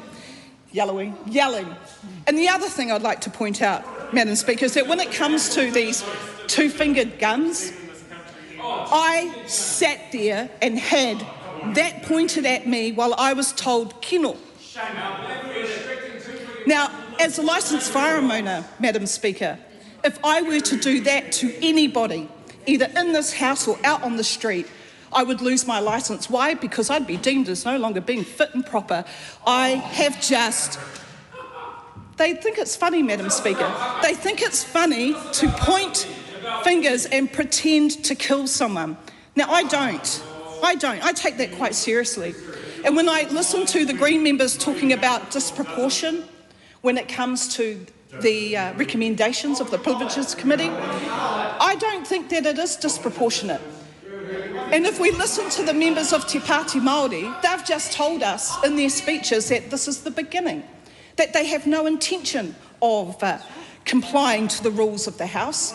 In fact, they've just gone on and said that they're getting rid of the treaty for 21 days, they're putting it on hold, like they have the power to do that. The power for this nation, Madam Speaker, comes from this House. It comes from this room. And the people put us here to speak to them, not to get out of your seats and start going up to other members of the House and try to intimidate them with your stupid little fingers. Why don't you put your brain into gear, get some words in your mouth and start debating? Because that's what you do in this whare. I've heard that we are bullies over on this side, but we're not the ones that are yelling comments to other people and other members continuously. Actually, I'm just going to make a point at this point that yelling is coming from many areas, so and it varies depending on who's speaking. So carry on, Minister Nicole McKee. Thank you, Madam Speaker. Madam Speaker, what we've heard from Te Pāti Māori, and I'm trying to look for good ideas, but I've not found any because I've not heard any. What I hear is just a constant barrage of everything that they don't like and that they hate, and when things continue to go along that way and they do not get their way, then they jump out of their seats, they cross the floor and they go up and intimidate other members in their faces. Now, that's not something that should be done in this House. And we all know that that's not how you behave in this House. And because of that, we are seeing the decorum and the respect of each other, of members, of process and of democracy absolutely eluding itself, and it should not happen here, not in this whare. Madam Speaker, it took 6 months for the Privilege Committee to even get to a point where they could give a recommendation to the House. And they tried very hard to have the other side be a part of that conversation, but they refused.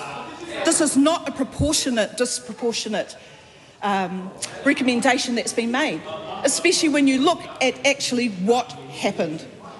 So, Madam Speaker, the Privileges Committee decision was not about the haka.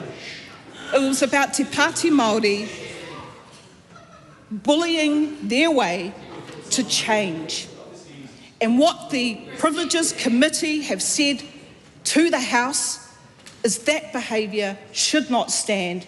They will have a disproportionate punishment because of it, and because of the ongoing behaviour, I fully support what the Privileges Committee are recommending to this House and request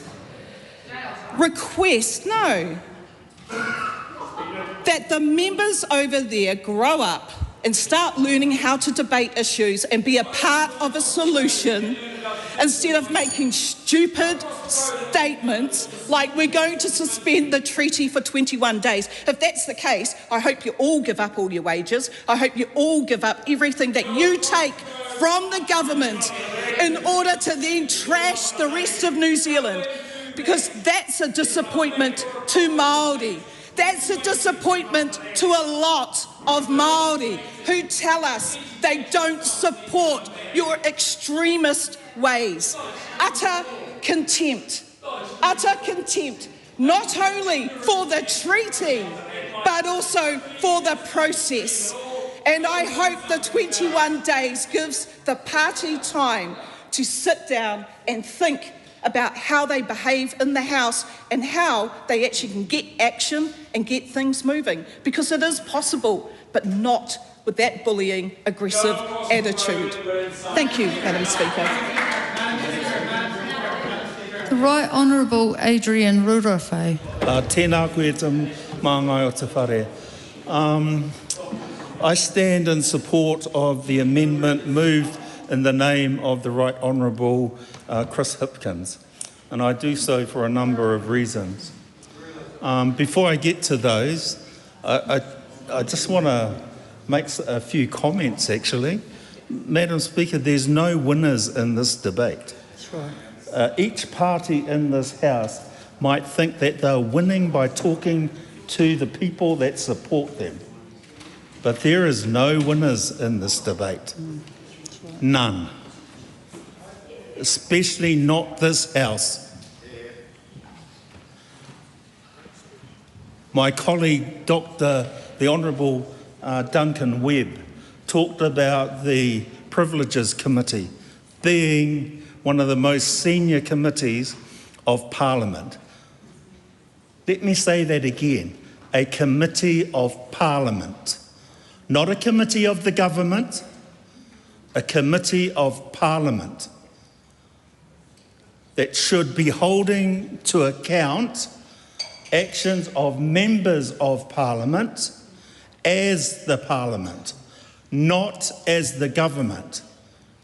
It's demonstrably clear to me that it is the government that is punishing the members today, not the Parliament. Because if it was the Parliament, we would have support of every party in this House, like we have had many other times when members have been referred to the Privileges Committee. That is a dangerous precedent, and I'll tell you why. It's most dangerous for the future of the Privileges Committee. People need to calm down. Seriously, this is a serious matter. They should keep their interjections to themselves. The Privileges Committee of the future will have a new precedent, without a doubt, a new range of penalties against members who err in the future. You can guarantee that. Can also guarantee that government of the day in the future will feel very free to use those penalties to punish their opponents. This is what we are doing in the House today. Just because you hold those benches today does not mean that those three parties will hold them in the future. And when they don't, and I can guarantee you that you will not endure forever. For the last 90 years, that has been the case. The first Labour government, 1935. The first National government, 1949. Those two parties have led governments ever since 1949. Let me tell the House that is the precedent that we, more than anything else we're doing, is what we'll be doing today. If we act on it as reported by the Privileges Committee to this House. To my colleagues in the National Party, there was a time when the two largest parties in this House, when they were on the same page, that's what happened. And for a lot of different reasons, and colleagues in other parties, the Green Party, ACT Party, New Zealand First, Te Pāti Māori will know this, they were left out. That's a fact. I implore colleagues in the National Party to think twice about accepting the motion that's on the table. I also implore Te Pāti Māori to actually think about what the Honourable Willie Jackson has suggested. It's not for me to tell colleagues to apologise, but as he said, it might go a long way. And one would need to think clearly about what is the long-term strategy. I'm going to say this because I knew her better probably than anyone in this house. Tariana Turia would never have agreed to that. Never. When she came in here as the leader of the Māori Party in 2004, she worked harder than any other MP in here. And I say that because she never missed a vote and she spoke on every single bill before this House. And she was just one member, all by herself. Te Pāti Māori has the opportunity to have a huge legacy in this place. Not now, but into the future. But that's the choice of Te Pāti Māori. There are a lot of people out there watching right now who will be agreeing with the narrative that you are saying. They will absolutely 100% agree. I say to them that when you come into this house, you swear the oath, whether it's on the Bible or on your word, you agree to the rules of this house. You can't have it both ways. You have to use the mechanisms of this house, and in this instance, the Standing Orders Committee, to change those standing orders. And Te Pāti Māori have been here for 21 years and have ample opportunity to do that. So is the Labour Party, by the way. And we haven't either, not to the point where I'd be happy.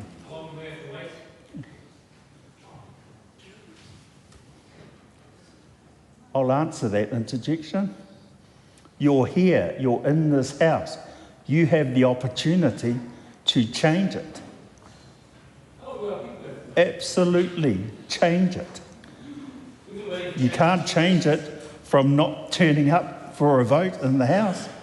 That ain't going to change anything. Mr. Chair, Mr. Speaker, I totally agree with the leader of the Labour Party and the speech that he gave last week, the week before, and with Dr. Duncan Webb as well, with our differing view on the Privileges Committee report. I think in order for this to move forward, two parties need to change their position, the Pāti Māori and the National Party. I refer to a time when John Key showed leadership on an issue that the Labour Party in government was struggling with. And he resolved it. He showed leadership, changed his position, and resolved that issue. Why would you do that? because you'd be speaking to not only your own audience, but someone else's. And I suspect he knew that. And that's a time for us to decide whether we want to do that or not.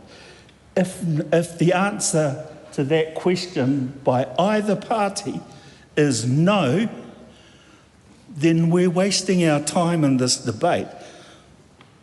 I say to colleagues in my party, do we really need to be saying anything more if that's the case? We're just delaying the inevitable, and we need to move on so we can discuss the things that actually count. O reira, tēnā tātou katoa. Debbie Narawa-Paka. Tēnā koe Te Pika. First of all, what I would like to do is take the opportunity to do what we couldn't do in front of the Privileges Committee. Nothing that we ever do as Te Pāti Māori is accidental. It is very purposeful, very measured and very deliberate. So when we have a situation in this case, and I love what my whanaunga has shared, but what we're confronting here is a government who has a very anti-Māori, anti-tiriti, anti-woman, anti-rainbow agenda. That's true. And we need to, as a party, put up what it is that we were contending with and actually show what power really did when it saw that we weren't reacting the way they wanted to. We have a Prime Minister, a national-led government who traded with Te Tiriti for the Principles Bill, even though it wasn't a bottom line. We have an ACT party with a leader whose values match and align with the Atlas agenda, who silence the voices of Indigenous people. So I want to be like this. I want to turn up and know that we can fight for our party and it's going to get a fair go. But it doesn't in this space, and nor is the rest of Māori that are having to contend with the clawing back, the dismantling of your own services that Labour put out. This isn't Te Pāti Māori having its tantrum. This battle started here by the very people who are crying, poor me, woe me, help me. The government used their legislative might in this House to takahi our wakapapa and our treaty. We didn't. And they didn't like it when we used our wakapapa and our treaty to hit back at the might of the legislative power. There was not a battle Māori decided to start. This is not about disorder. This was just about us standing in our truth. And you can see the dynamics of Te Ao Māori, like everyone else. We don't agree on everything. But we have a generation coming through that I don't see in any other party, including Labour. And absolutely we've got our whaia that tell us we should be like this, but we've also got our rangatahi tapping at us saying, where am I fitting in this place? Where does Hana belong? You don't have that burden. You don't have that responsibility because none of you are bringing anyone else through. We were referred to a system and a committee that was already known and was already outspoken in its public opinions of Māori. And let me just bear with that. We had a committee made up, the Privileges Committee, who we referred to, who are a public record of anti-Māori sentiments. Judith Collins, the chair, has called Māori health equity segregation and attacked Māori wards as undemocratic. Winston Peters, who questioned whether Māori are even Indigenous, mocking our identity and indeed our wakapapa. And Louise Lupton, who's busy penalising the poor. The truth is, the court of law would never have let this crowd through to predetermine and prejudge us because they would have been called a mistrial. They wouldn't have made it. So we have a government majority committee, and I agree with what my whanaunga said in Labour. The committee has lost its way. It is government agendaed, government driven, and we went in there knowing this bias. We went into that process knowing this bias. You can Google what I'm saying. No one had to be in Parliament to know this bias. We went in there and so we asked Parliament to hear us. We asked for tikanga experts, denied. We asked that Hana Rawhiti not face double jeopardy. We actually went and met with the Speaker, as she quite rightfully said, ignored. We asked to be heard together as a party. That too was refused. We asked for legal counsel to be properly included. Blocked. Do not tell me that Te Pāti Māori wasn't sitting here trying to meet you halfway, 3/4 of the way, all of the way. Every time we asked to be measured in a way that we knew the bias wasn't going to be predetermined and the judgment made, it was refused. I refuse to sit here and pretend that we didn't make 5 appeals knowing the government's bias. And you ask why we didn't attend. Instead, what we confronted was a government who allowed its comm spin to falsely go out and say the vote wasn't completed. The bill couldn't advance. There was no delay.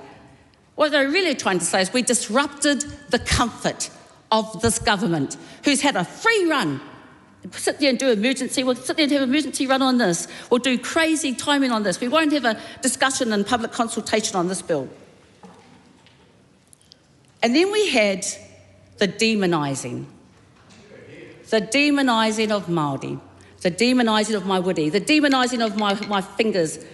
And we were made to look violent on purpose. And yet you're the ones, this government's the one that's doing the gun wars and doing the boot camps and reinvesting in military might and trying to mine to be able to sit there and give more blinking military weight. The hypocrisy of this place. But I want to tell you what I'm really why Rawiri and I made our decisions. Because we saw the bullying of our youngest MP. And I don't care how you live with your truth. We saw you humiliated because she went viral. Billions of views saw what this place was about. You were so cruel to our youngest MP. The chair actually had her in tears one time in here because she spoke in English, her second language. She referred to her iPad and that got interrupted. We saw, we're not stupid. You don't get to become descendants of resistance and not know and see what's happening to her. We saw language deliberately being used, and I want to sit there and make sure I get this right. The chair of this committee said, the haka lacks civility. The same term used in Atlas. The same term used in 19th century debates when Māori were called savages, unfit for parliamentary order. In fact, in the 1860s, colonial MPs argued that Māori could not participate in Parliament because they lacked the civil capacity to engage with proper legislative conduct. The violence. I mean, I am the least violent of us all. We were cast not as just representatives of our people, but agitators, extremists, emotional, unruly, intimidating with weaponised fingers. This was all a blinking play-out for everyone else to see. But you can do that to Rawiri and I, but not to our youngest, beautiful, respectful rangatahi. And what we then saw was the racial profiling, where even the haka, after all its years of representing this nation, had a whole nother second meaning. This was masterclass in how power reveals itself under pressure and how we resort to what we know because everything we threaten is everything that this place is comfortable with. This house needs to change. This house needs to represent the people it was put here for, and it doesn't. We've got a government that can't tell the difference between tikanga and crime, a government that treats Māori defiance as disorder and abuse of power, a government that fears Māori unity. This committee is not fit for purpose. And that is the proposition by Te Pāti Māori. There is a tikanga committee that should have enacted this decision, this discussions, and looked for this feedback. And I put that challenge back to my whanaunga. We would not be in this boat if the tikanga committee and the Standing Orders Committee truly redressed what was going on and were able to make room for when we have such an extreme right-wing government as we do now. Where are the safety mechanisms for hana?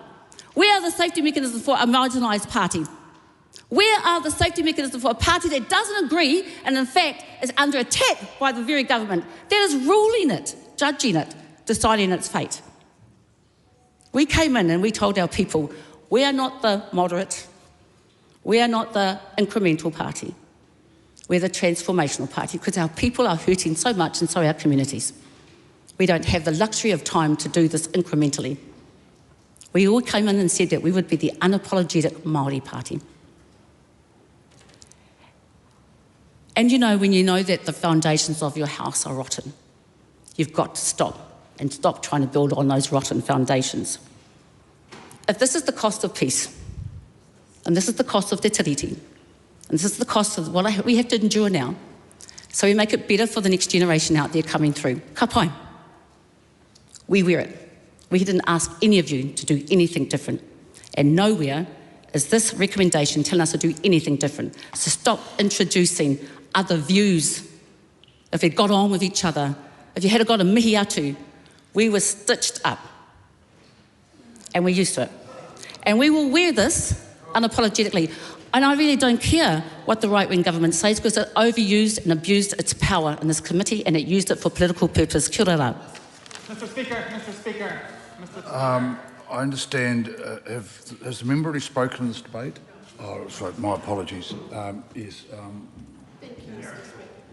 Karen Shaw, the Honourable Karen Shaw. I actually don't stand here with pride today to talk on this issue. And I actually thought long and hard today, Mr. Speaker, about whether I should. I've listened to the speeches across this House and the hate and the anger that's been chucked from both sides of this House. And it actually really saddens me. Really saddens me. You know, and somebody can say, I don't have the right to stand here and speak, but that's what this place is about. You can have the interjection from that side and say, I'm not going to stay here and I'm not going to listen to this. But 4.5 years ago, when I had the privilege of being elected into this place, I felt that burden of what was expected of me when I came to this place, to represent the people that I wanted to come here to make a better life for. I fought my whole life, Mr. Speaker. I fought my whole life to be respected. I fought my whole life to know my worth. I've never felt less than since I've been in this place. I have spent 3 years in this place having my identity ripped apart, having my whakapapa questioned, having my right to have an opinion questioned. But I don't get up out of my seat, Mr. Speaker, and stand in front of those who disagree with me and try to use standover tactics to get what I want. Mr. Speaker, what I do is I go away and I work really hard to make sure that I know the decisions that I'm making are the right ones for the people who I promised I would stand up for when I put my hand up to be elected. Now, for the other side of the House to make accusations that people on this side of the House do not understand what it's like to be oppressed, I tell you, Mr. Speaker, I do. I've spent my whole life being oppressed. Even when I put my hand up to stand in this place in Parliament, I was told by loved ones of mine that people like me do not get into a place like this. So, Mr. Speaker, when I came to this House and I took the oath, I promised to abide by the rules of this House. I may not agree with all the rules of this House, but I agreed to that when I stood here 4.5 years ago and took that oath. There are ways we can make changes in this place, Mr. Speaker. But using standover tactics and bullying behaviour is not the way to do so. The debate here is about breaking the rules of this place. And Mr. Speaker, I think people often, when they watch speeches on the TV or are listening on the radio to Parliament, often forget that this is our workplace, Mr. Speaker. This is a place we come every day to do our work. And in every workplace, people have the right to feel safe. People have the right to walk the corridors in their job and feel safe. And Mr. Speaker, in any other workplace, if a staff member breaches the code of conduct, there are repercussions for breaching that code of conduct. In this place, it's kind of a special place where there are no ability for a boss to sack you or fire you for breaching the code of conduct. We're put here by the people of New Zealand. And so the only way that we can maintain order and decorum in this place, Mr. Speaker, is by having the rules that have been put in place. This is what this select committee is there for. Sort of like our HR, where we sit down and we discuss what the issue was and hopefully can come to a medium ground where there is a little bit of contrition shown from those who have had the accusations brought to them. And then a simple apology would be enough. We've seen this in the past, Mr. Speaker, where behaviours in this House have happened. Everybody's taken part in the process. And we've been able to stand in this House respectfully, speaking towards each other, showing a bit of contrition and apologising when we're wrong. Now, Mr. Speaker, we haven't seen that from the members that we're talking about today. There is no contrition, Mr. Speaker. They're refusing to show any sign of remorse whatsoever for the behaviour that we're discussing today. Now, all the other discussions around tikanga, around te ao Māori, around all those other issues, Mr. Speaker, yes, they may be an issue that needs to be addressed in the future, but right now, what we're addressing is conduct within the House, and the haka was conducted while a vote was being conducted. That is all we're discussing today, Mr. Speaker. The anger and the hatred being trucked across this House is heartbreaking. I have never seen this place so low since the moment I started here, Mr. Speaker. Now, we talk about cruelty. We talk about accusations of cruelty. I felt, I listened to the speeches. I felt the pain. I felt the tears. And I understood that pain and those tears. What would be cruel, Mr. Speaker, if one of us took that video, put it up on Facebook, and rolled our eyes and said fragility is real. That is cruelty, Mr. Speaker. So we can talk about one side of the House bullying another side of the House. But, two wrongs don't make a right. We need to address the actual issue that is happening here. Quite frankly, Mr. Speaker, when I came here, I wanted to be able to set an example. We don't understand how powerful our voices actually are in this place, how people listen to what we're saying in this place, and how it reflects that behaviour back in society. We need to show leadership in the way of having proper, meaningful debate, not using aggression and standover tactics to get what we want. We want to teach our next generation that you can sit around a table, you can have a debate, and you can disagree and walk away agreeing to disagree without slinging insults at each other and without using bullying tactics to try and get our own way.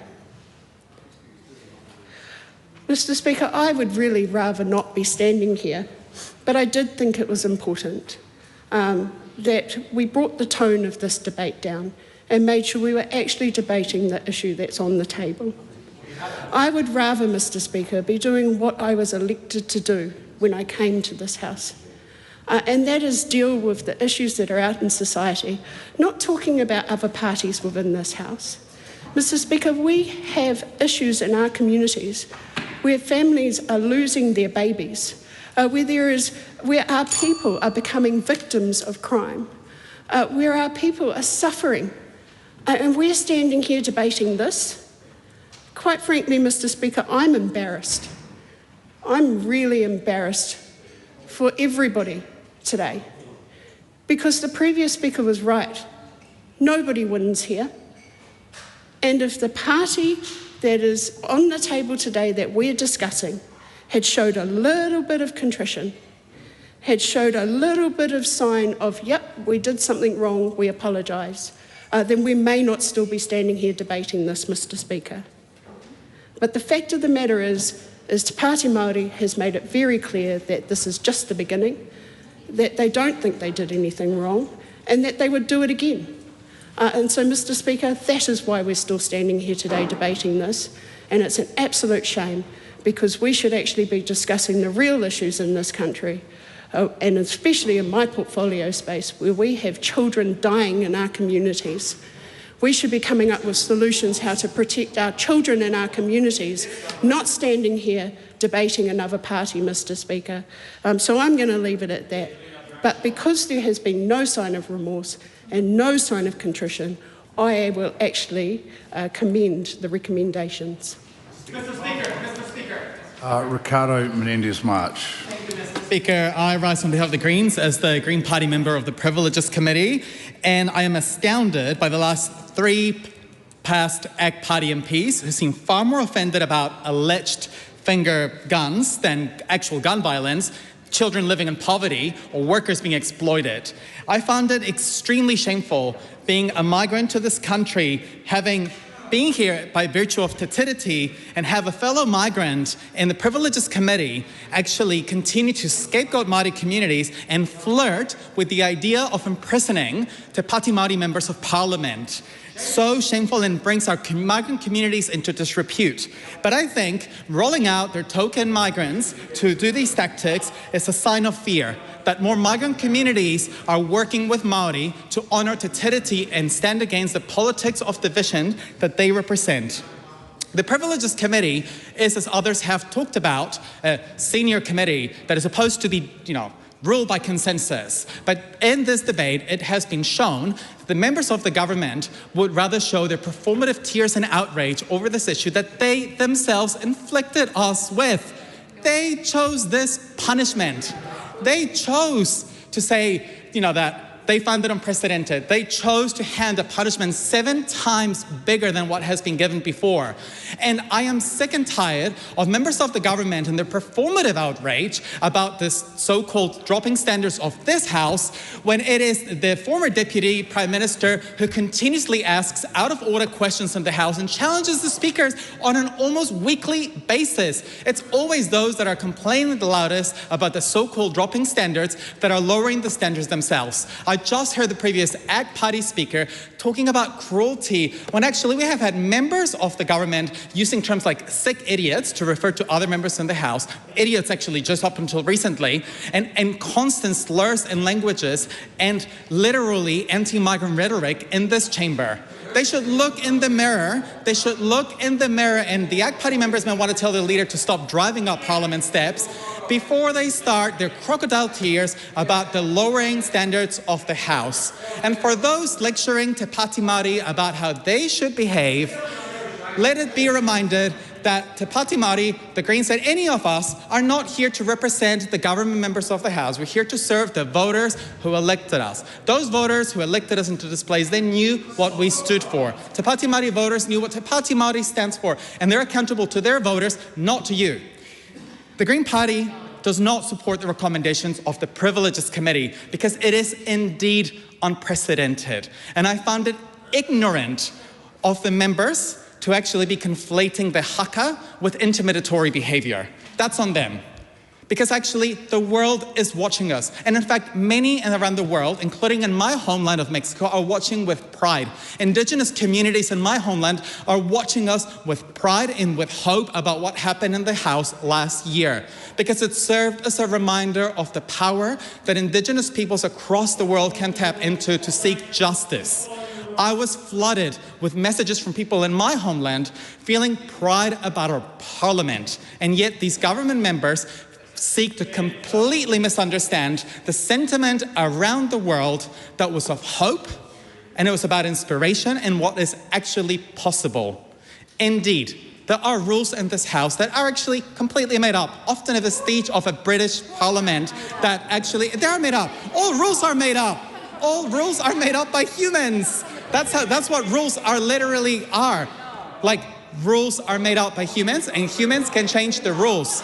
And I do welcome the call from some other members that it is time to review the rules of Parliament to better incorporate tikanga into this place. I actually find it weird that out of all the things that I've said, the thing they find the most offensive is that I just said that rules are made up. Because literally, like, every time they put up a bill in this House, a lot of the times it's made up. Actually, they have no evidential basis for most of the legislation that they push through. And now they seem to be most outraged by the fact that I just reminded them that we have the power to make and change the rules of this place. So once again, I want to remind the members of the government, particularly those that had representatives in the Privileges Committee who chose this unprecedented government, that they had a choice.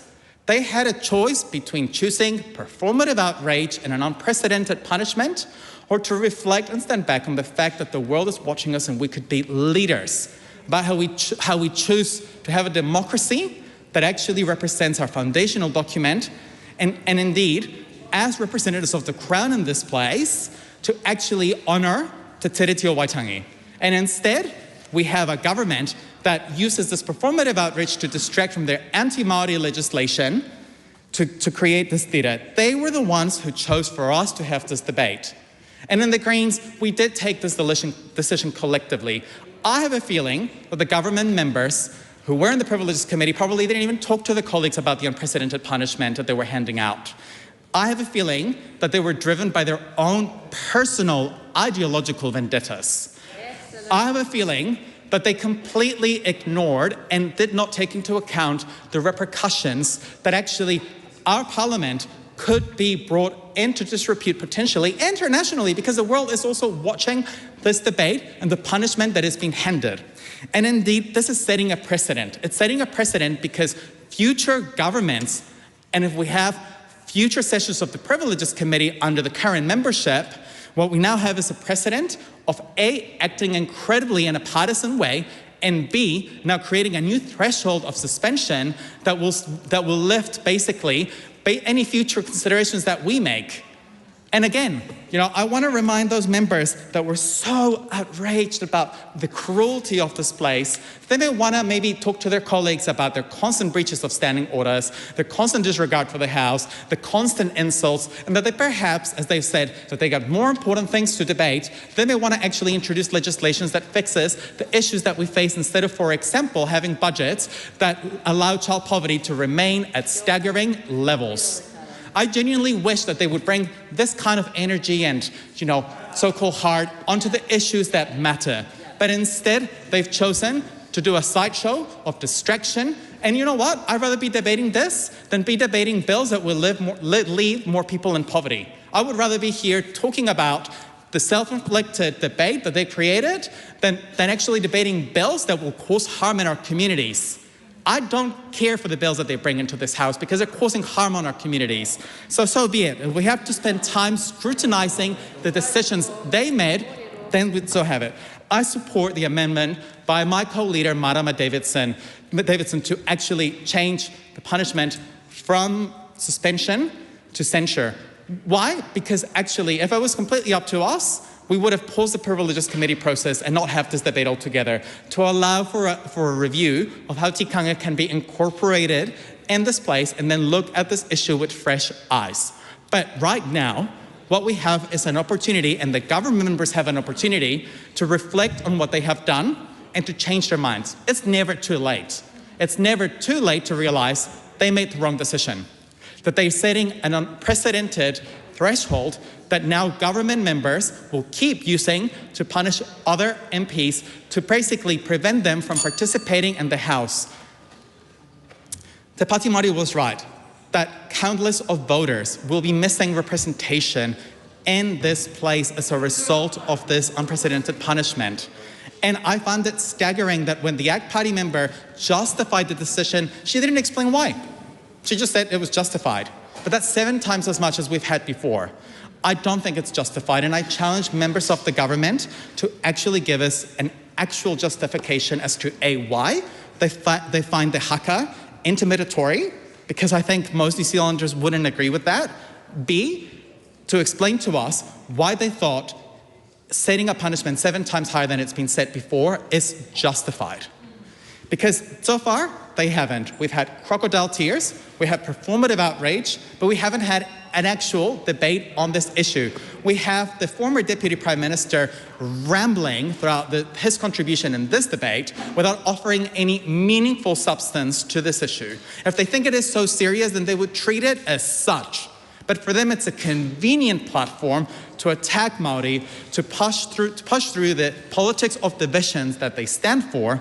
And we think that there's an opportunity here for some actual common sense that they seem to claim to stand for, to actually change the motion in front of us, to not create this unprecedented punishment that would actually be a terrible, terrible thing for us to have in future Privileges Committee meetings. Because this will now be used, this is history in the making, this will now be used every time we consider something in the Privileges Committee as the bar.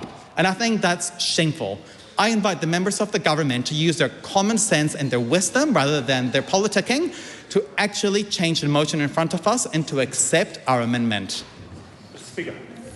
Alana Williams. Thank you, Mr. Speaker. Speaking to the amendment moved by the Right Honourable Chris Hipkins, I want to speak to every National MP in the House who I know believes that this House belongs to the people. And it must reflect the voices, values and cultures of those that we serve. I know every electorate MP believes that. I know that everyone who's had to front up at a town hall meeting or to meet the principal outside the school before they do an assembly believes that we have a democracy that we can be proud of. And I believe that they know that that includes a rich history of 200 years of Māori protest in all of its forms that we as a country can be proud of our Indigenous people not only taking to the street but engaging in lively debate within our media, within our public forums and within this place. That includes the place of tikanga Māori, and I'm proud that this is a parliament that does recognise that in some way. Today we're debating a privilege from the 1600s designed to protect MPs for speaking up for the people that they represented to the Crown. It was designed at a time when MPs' lives were literally on the line for doing exactly that. It's not a privilege which was designed to shut down opposition, it was a privilege that was designed to promote it. This is something that we can be proud of in our system, and it's not codified by the standing orders or the rule book or McGee on parliamentary procedure. This is something which is fundamental to all Westminster parliaments around the world. And so when we have a Privileges Committee that has made a decision to limit the privilege of parliamentarians in this way, where the Crown can exercise its power in Parliament by use of its government MPs on such a committee making this sort of decision, we have made a precedential decision about the way that privilege operates in New Zealand, which is unlike any other Western democracy. And it is being used against a minor party, a party that opposes the government's agenda and an unprecedented attack on Te Tiriti o Waitangi, which is a constitutional document. This is unlike anything that other parliaments have to deal with, and we are, on the world stage, pretty unique in having a debate like this. We're also debating what kind of parliament we want to be in future. We can be one that punishes opposition, and there are many of those in the world. Or we can be one that makes room for it in all of its forms. We can celebrate haka, waiata and karakia when it is beautiful, and it is beautiful. Or we can shut it down when it challenges power. Parliament is not stuck, and its practice evolves over time. It's something that I really enjoy about New Zealand's democracy is that we can change it and that we are the masters of it. Every parliamentary term we have a formal process and an informal process for changing our own rules. They need to change like that because they reflect the values and the cultures and the languages of the people that we serve. And we couldn't do this job that we do if we had something that was more codified than that. But shifts like this, represented in the report of the Privileges Committee, which I have on my desk here, it's not long, these should be things that we carefully consider together. They are designed to be agreed in what was a bipartisan and is now a cross-partisan way. It is conventional that we do these things with cross-partisan support because we all need to agree on what our job is. The fundamental responsibility of MPs in this House is to represent the people who put us here. And so we have to have a modicum of respect for those people who put the elected representatives here, even if they do not agree with us. This decision of the Privileges Committee is wrong because it doesn't do that, and it didn't even claim to do that. There was no trying to capture the views of not only the minority parties, but the major opposition party too. And when I speak to the national MPs on this, I'm speaking to you because the two major parties should always agree on these things. There are minor parties in this House who we will both disagree with. There are minor parties in this House who we think are testing the limits of the public tolerance for democracy as it is now. And I know those National Party MPs who are listening to this believe that too. If we do things like this, if we use our institutions in this place to make decisions which benefit the government at the expense of minority views and opposition views, then we cannot continue in this way. We will need to fundamentally rethink how this democracy works. Because if the centre can't hold that power, then nobody can anymore. And there is no natural limit to the power of an executive in this country. And that is not a democracy that we have designed. It is not something that anyone in this House sees as a future for Aotearoa. Let's come back to where privilege comes from. That idea that privilege is a living protection for members of parliament is a useful one for us to start with, but it's not about the members themselves, it's about the form and the function of this place. Privilege isn't about the feelings of the people here, it's about the ability to conduct our work and to debate with each other in the way that this place is designed around. And so using this privilege to shut down opposition, even though it was factually interrupting of a vote, is just another way to shut down what was theatrically voiced opposition, which should have a place in our democracy now. The Speaker and the House need flexibility to respond to new forms of expression and protest. We need to be able to adapt to that, and what counts as disorder has changed in both our society and Parliament over many, many years, and in the time that there are people in this House who have seen. We inherited this system from Westminster, but we're making our own choices now. And I think New Zealand's Parliament is the most vibrant and exciting of any in the Westminster system. Our question time is the only one where everyone comes, where ministers and opposition members all have a go, where we have lively debates that are well attended and we can be proud of when there are visiting diplomats and guests in the gallery. This is a great Parliament. Privileges Committee has issued a report which hurts it. Every member from a major party should be concerned about that. I want to make the point about proportionality and precedent, which has been well put by my colleague, the Right Honourable Adrian Rudawhi. Suspension is not symbolic only. It removes elected representatives and silences those people who brought them here. And the suspension doesn't just punish the member. It means their constituents, who in this case are Māori, many of them are young, many of them are marginalised, most of them do not agree with this government, will lose their voice in Parliament. Much has been made of the attendance of those members, but what we are debating here is a precedent going forward about how members from minor parties representing marginalised communities and marginalised views can have their say in this place. That's something we should all be very, very defensive of. Because it's something not only that is really important to any Westminster democracy, but it's important to this particular democracy. We have a good one. We have something we can be proud of here. We should all be hesitant to touch it. 21 days is 7 times longer than the longest suspension ever recorded. It's disproportionate to the offence, and that is why we oppose it. In over 160 years, only 2 MPs have ever been suspended, one for a single day, the other for 3, and not one, not even in cases involving misuse of public money or serious breaches of trust, have faced 21 days. These punishments have to make sense to the public. What we do in here has to make sense to the public at some level. It has to be fair and it has to look fair, and this doesn't. Hanarāwhiti Maipi-Clark was already named and suspended, and so we do not support further punishment for her. She was immediately named on the day of the incident. She has come to this House today. Some members have said there is no remorse. That was a speech of remorse. That was a speech of honesty and moral clarity. Tikanga in this House is something that is important to me. It is important that we use it. It is important that we celebrate it to me.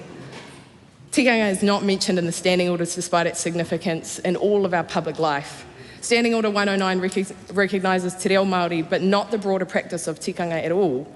And McGee on parliamentary procedure notes that tikanga is often woven into speeches, but its formal standing is unclear. We can do better than that. This should have been an opportunity to do better than that. This was the most senior committee of Parliament with some of its most respected members.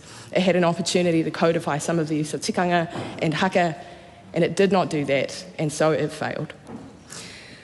I think we can all do better, and Labour supports accountability here. We also support haka, waiata, karakia, and proportionality and fairness and the right to protest for minor parties. Parliament should not punish haka or the interruption of a vote more harshly than behaviour that shuts down debate and the free exchange of ideas. And let's be honest, this debate isn't just about disorder, it's about that discomfort that happens when Māori protest in a way that the House hasn't learned to accommodate. So let's learn to accommodate it. Let's have the conversation about how we make this a part of our practice. Willie Jackson said the world is watching. That's true, but all of our families are watching us conduct ourselves in this way. This is a dark day for Parliament. This is not the standard that we hold ourselves to. But let it not be the unravelling either. Let's learn from this. Let's bring tikanga into our practice. Let's do our best to understand it so that we can represent the people who need us. Rāri Waititi. Tēnā koe te pika. Tēnā tātou. We've heard a lot about the situation that we're here in terms of this privilege committee decision. And in this House today, we have heard people who have no experience about the meaning of haka and what the tikanga of haka is and what the whakapapa of haka is. It is an absolute insult to te iwi Māori to hear people's interpretation of what they believe haka is. Whether they believe it disorderly, whether they believe it violent, it is an absolute insult to sit here and listen to people's interpretation of haka. And we know the Privileges Committee and those who made the complaints rummaged through the Select Committee books to find how they could punish us and find something against their privilege to punish us on. Because it's still unclear why we are being punished, sanctioned. Why? Was it the haka? They say it's not the haka, but I've heard a lot of kōrero about haka. Gun gestures, being on the floor. You don't know, sorry, not you, Mr. Speaker, but the Privileges Committee and the government that supports them actually doesn't know why we are being punished. And not one Privileges Committee member has explained to us where 21 days came from. Not once. We have 6 MPs here to represent the near on million Māori that sit outside this House. And don't worry, you say, oh, you only got 3%. Kei te pai tēnā. You've had 180 years of practice. We're getting there in this democracy. I heard 21 years for Te Pāti Māori in this House, but we've only been here for 4 elections. As we mature in this democracy, we demand that this democracy is fair on us, but it is not. It is not. And the 6 of us can take the hits.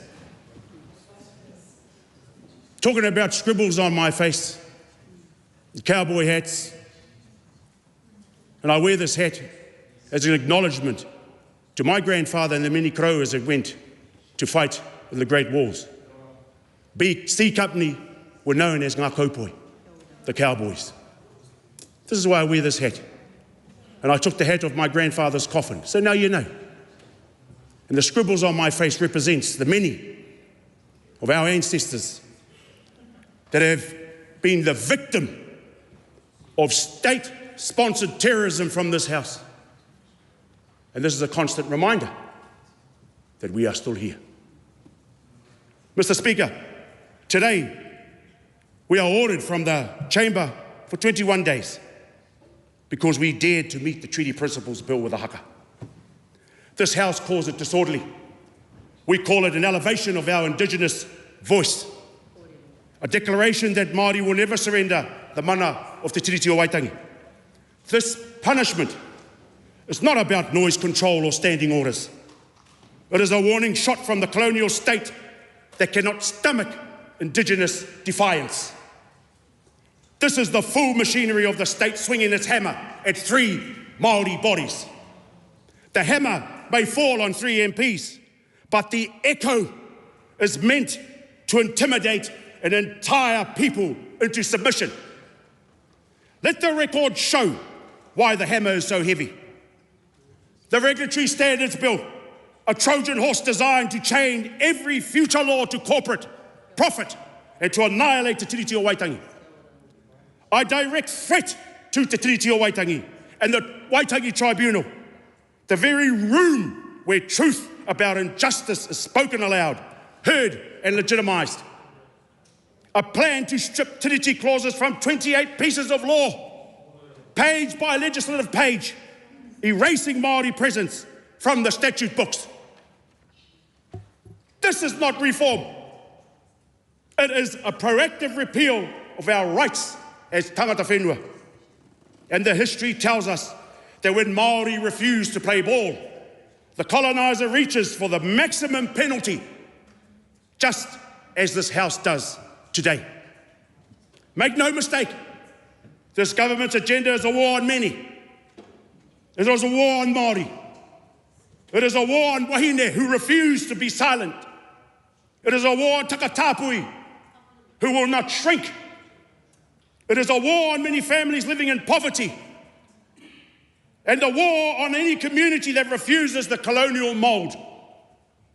If we do nothing, Aotearoa will sprint towards the worst fractures of other nations. Division, fear, resentment, faster than we can say kia ora. We have a saying in Te Ao Māori, iti mata kahi maere, kahinga te rākau. This speaks to the small wedge of maere. Although small, it can fell the biggest trees. It speaks to an individual or group, although small, can overcome the greatest of adversities, and in this case, bring down the largest of institutions. Today's prevention proves our matakahi maere has struck at the very core of this institution. So I turn from this floor to the floors of every marae, Church Hall, Union Hall, and Rainbow Community Centre in the land, and I say, Te iwi Māori, our tipuna endured muskets, land walls, the theft of whenua, being beaten for speaking our reo, a 21-day benching is nothing on their sacrifice. To our wahine, the heartbeat of our country, the mantle of your kuia, your grandmother sits on your shoulders. Wear it with unapologetic pride. To our takatapui whānau, your identity is a taonga to our nation. Let its colours lead the march. To our tangata tiriti, Te Tiriti is your promise too. When you defend it, you do not stand behind us, you stand beside us. We do not ask for sympathy. We demand participation. Flood select committees with submissions defending Te Tiriti o Waitangi. Turn our rage into power and make this a one-term government. Enroll, vote. If you hear the haka outside these walls, add your voice. If you see injustice trending online, amplify the truth. If you feel fear, remember fear is the coloniser's last currency. Spend it into worthlessness by standing up. You can bench my body from this house for 21 days, but you will never bench our movement. In my maiden speech, I talked about one of our tipuna who was hung in the gallows of Mount Eden prison for being wrongfully accused for being harakore. He uttered the words as the noose was put around his neck. And he uttered the words, tangohia mai te taurei taku kaki. Kia waiata hui taku waiata. Take the noose from around my neck so that I may sing my song. The silencing of us today is a reminder of the silencing of our ancestors of the past. And it continues to happen today. 21 days of silence. This may be confronting, but this is a reality for our whānaus. This is a reality for the people who descend from tipuna, who are wrongfully accused. Because you interpreted something. Interpretation is a feeling, it's not a fact. And so you've interpreted different things to mean that we were violent, and you're making this out to your voters, that we're violent. We haven't created the violence here. And now you've traded the noose for legislation. Well, I've got a message for you all today. We will not be silenced. We will not be assimilated. We will not be subjugated. And we make no apology for being absolutely, unapologetically, unfettered, unbridled Māori human beings. Kia ora tātou. Casey Costello. Honourable Casey Costello. Mr Speaker, I am honoured to speak in this House. I am honoured to speak in this House every time I stand. I am honoured to be a representative of the people that voted for New Zealand First, and I'm honoured to be able to take the oath when I first walked into this House to serve this House, to serve the King, to honour our democracy and honour our laws. And it is through showing up in this House, it is through participating in this debate that we will move our country forward. And it is truly an honour to be able to facilitate change. And I acknowledge members across the House for their words, for their passion, for their commitment to their issues. But as we see in this debate today, we have the ability to debate, to disagree, to contest each other's ideas, to heckle, to be upset. But we do it within the rules of this House so that we can protect the ability to speak. Let's not make this debate about something it isn't. This debate is about the rules of this House, and if we need to change the rules in this House, then we do so within this House. We do it within the process that we have. We have the rules in every one of our pigeonholes. We have the rules, we have the orders, we have the conduct expectations that we should be abiding by. Let's make it very clear why we are here. We had to suspend the sitting of this House in order to bring it to order. We have accommodated karakia, waiata, haka. We have accommodated it within this House within respect, because that is the honour of this House. And yes, accommodate. Yes, we accommodate all of our different views. We accommodate all of our different opinions. That's what we do in this House. It is important that we know how we do that. It is important we know how the rules work. Because if we have a risk of silencing a voice in this House for fear of putting something wrong, but for fear of being intimidated, for fear of the disruption of this House, then we lose our very democracy. We have to be able to say safely what we want to say, pass bills that we want to pass. We have heard so much words. We have heard about the need to protect our young MPs. Hannah Mahi-Clark is a glorious individual, but she was put forward in this issue. She was put forward and they stood behind her as this occurred. And now we cry tears about the need to protect. Choices were made in that. This was not a spur-of-the-moment issue. This was an orchestrated attempt, and that could have easily been facilitated within the rules of this House. And that is true. We can disagree on legislation, we can disagree, but we cannot disagree on the rules for which this House abides. We have to effect change through the process. And we keep hearing about the issues about legislation we disagree with, but that's the part of democracy. This is the part of the democracy that we are here to defend. It is really important we remember. And exactly the point that I'm trying to make is being reiterated now. The haka was not the issue.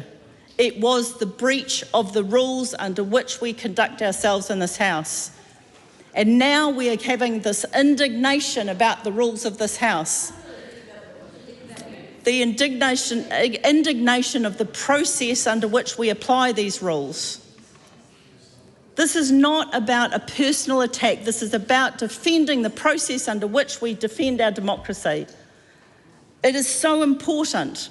We've heard talk today about the need to effect change, the need to protect those. We had the Green Party talking specifically about how we're leaving people behind in poverty.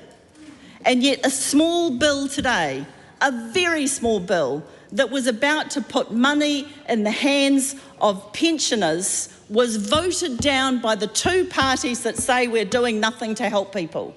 It was voted down today. So this is the point. No matter what we do, no matter what initiative we give, no matter what token, we have the ability to vote down something so good and then get criticised for not doing what they wanted. Well, that's democracy. That's fine. But don't come into this House and say that we should be doing other things rather than this debate. That we are performative outrage was the term that was used. That we are expressing performative outrage. That was exactly what occurred in this House. Performative outrage. It was not about the haka. It was about performative outrage to make a point. And this House was suspended as a result. Now that is the point.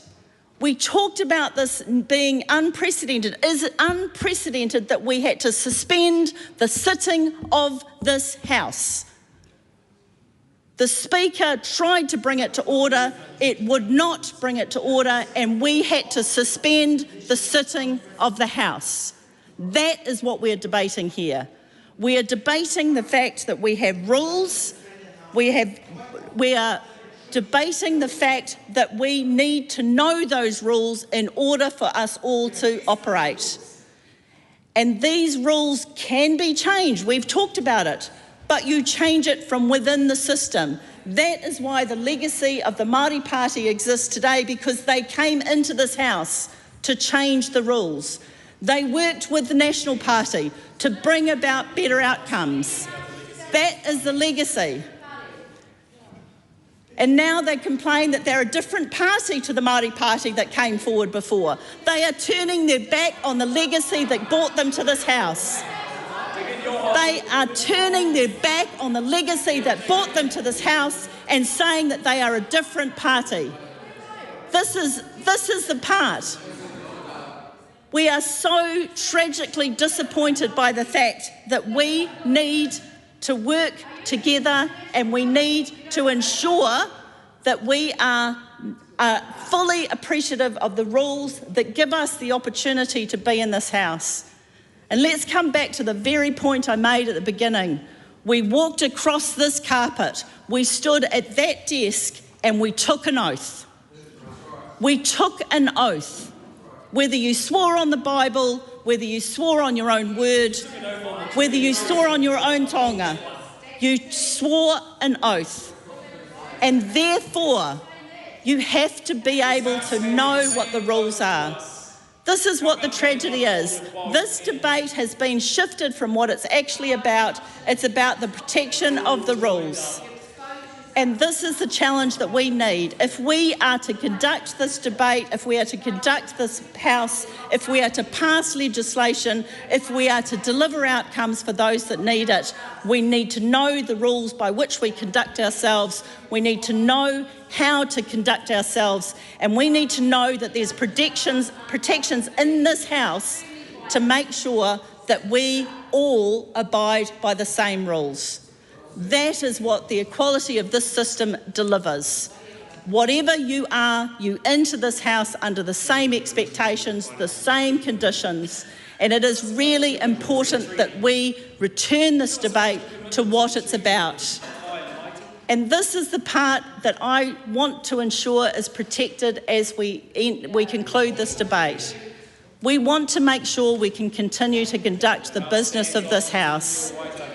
And we need to make sure that we respect the legacy of the path that was forged for us to be on this very carpet today. And this is the part that we can attack each other individually, and we can make all the noise and narrative. But the point is, on this floor, we have an equal voice, we have an equal stance, and we need to protect that equal stance. And that is the important part. We need to know what the rules are, and when those rules are breached, there is a proportional punishment for it, and we support the original report and recommendations from the committee. Kaharangi Carter. Oh, thank you, Madam Speaker. I have been listening to the debates across the House today, and this issue is so much more important than the emotion that it is being guided by. The emotion from the Privileges Committee, feeling victimised, feeling like they had been takahired on, their emotion has carried into this unprecedented recommendation from the Privileges Committee. And this is an issue that is far too important to be carried by emotion. We saw ministers of this House, we saw members of this House playing the victim over and over again and imploring our side of the House to be reasonable when they are the exact same people who are making decisions that are putting the boot to our most vulnerable tamariki with no regard for tamariki safety, putting this into legislation against the Royal Commission of Inquiry, but yet standing there and playing the victim. And I want to talk about the recommendations of the Privileges Committee report under the Standing Orders 417. There are many consequences to this 21-day stand-down period, to this absolutely ridiculous punishment. And we've heard a lot about tikanga, we've heard a lot about the haka, we've heard a lot about hurt feelings, but what is really, really key here is the consequences for the people outside of this House, the people that we are here to represent. In the coming days and weeks, it is expected that this Parliament is scheduled to debate the second reading of the Mental Health Amendment Bill. A bill that is critical for reform in this country, and we all agree that this is critical. This is a chance to begin undoing decades of systemic harm inflicted through coercive mental health laws. He ara oranga, the report of the government inquiry into mental health and addiction, and I quote, says, despite the current levels of investment, we are not getting the outcomes we want for our people. The outcomes for Māori are worse than for the overall population, and Māori are also subject to much greater use of compulsory treatment and seclusion. There are also unmet mental health needs for Pacific people, disabled people, rainbow communities, the prison population, and refugees and migrants. the estimated reduction in life expectancy of people with severe mental health or addiction challenges is 25 years. Our persistently high suicide rates are of major concern, end quote. Laws that have disproportionately impacted Māori because of stripping away agency and often hope, and yet if this debate occurs as planned, the House will be missing the voice of Debbie Ngāwera Paka, the very person who sat on the Select Committee, who upheld the voices of Māori clinicians, advocates, rangatahi and iwi leaders. What does it say when our democracy, when a critical time comes, a moment to consider reform on this scale that will affect Māori and so many people in this country, is to grapple with a system that has caused so much pain, and the voice of my colleague here, Debbie, who helped shape that reform, is not only missing but deliberately excluded. The impact of this exclusion will have ripple effects. We might not even be able to comprehend these now. The suspension recommendations, and let's be clear, the 21-day ban for Debbie and Rawiri are without precedence and absolutely ridiculous, and they carry consequences far beyond this chamber. They deny the people they represent the ability to be heard on an issue that cuts to the heart of well-being and rangatiratanga and justice. Māori experience mental distress at higher rates and are more likely to be subjected to compulsory treatment and face worse outcomes in the mental health system. And we need Debbie's voice on this debate. But this government is choosing to exclude such an important Māori voice who speaks for so many strongly. And you have this House has chosen, these government ministers have chosen to go beyond what was expected, beyond any kind of justification. And if the point of the privileges is to protect the integrity of Parliament, we must ask, what is the integrity of a Parliament that silences those who participate in the Select Committee process and are best placed to speak to systemic injustice? We have to do better. Now, recently, I was very lucky to represent this Parliament at the Interparliamentary Union, along with colleagues from Labour and colleagues from the National Party. And as a representative of this House, we had the privilege in participating in debates that carry across the world. We were in Uzbekistan, and across almost every conversation I had, whether it was members from the Pacific, from Africa, from Scandinavia, from Latin America or Asia, there was a consistent thread of awe and deep respect for Aotearoa New Zealand's foundation, and in particular for Te Reo Māori, for tikanga Māori, and for our haka as a powerful symbol of identity. I walked into one of the rooms that we were debating in, and someone came up to me and was like, "Is this you? Is this you?" Pointing to Hana doing the haka. Now, of course, it was such an honour at 41 to be mistaken for someone in their 20s. But the point was that this rippled across the world, and the world is watching us. And, you know, that moment, I think Hannah's got about 200 TikTok fans, and maybe this punishment that 200,000 TikTok fans, thank you, oh my gosh, has about 200. And I wonder if, you know, the green-eyed monster is really strong on the other side because they wish they had that kind of reach. They wish they could reach the rest of the world, and how proud they are of Aotearoa for respecting our Indigenous communities. And I am proud of that. I am proud that we as New Zealand have such an incredible reputation on the world stage for how we treat our Indigenous people. And the world is watching, Aotearoa is watching, and the decisions that are made here in this Parliament will ripple around the world.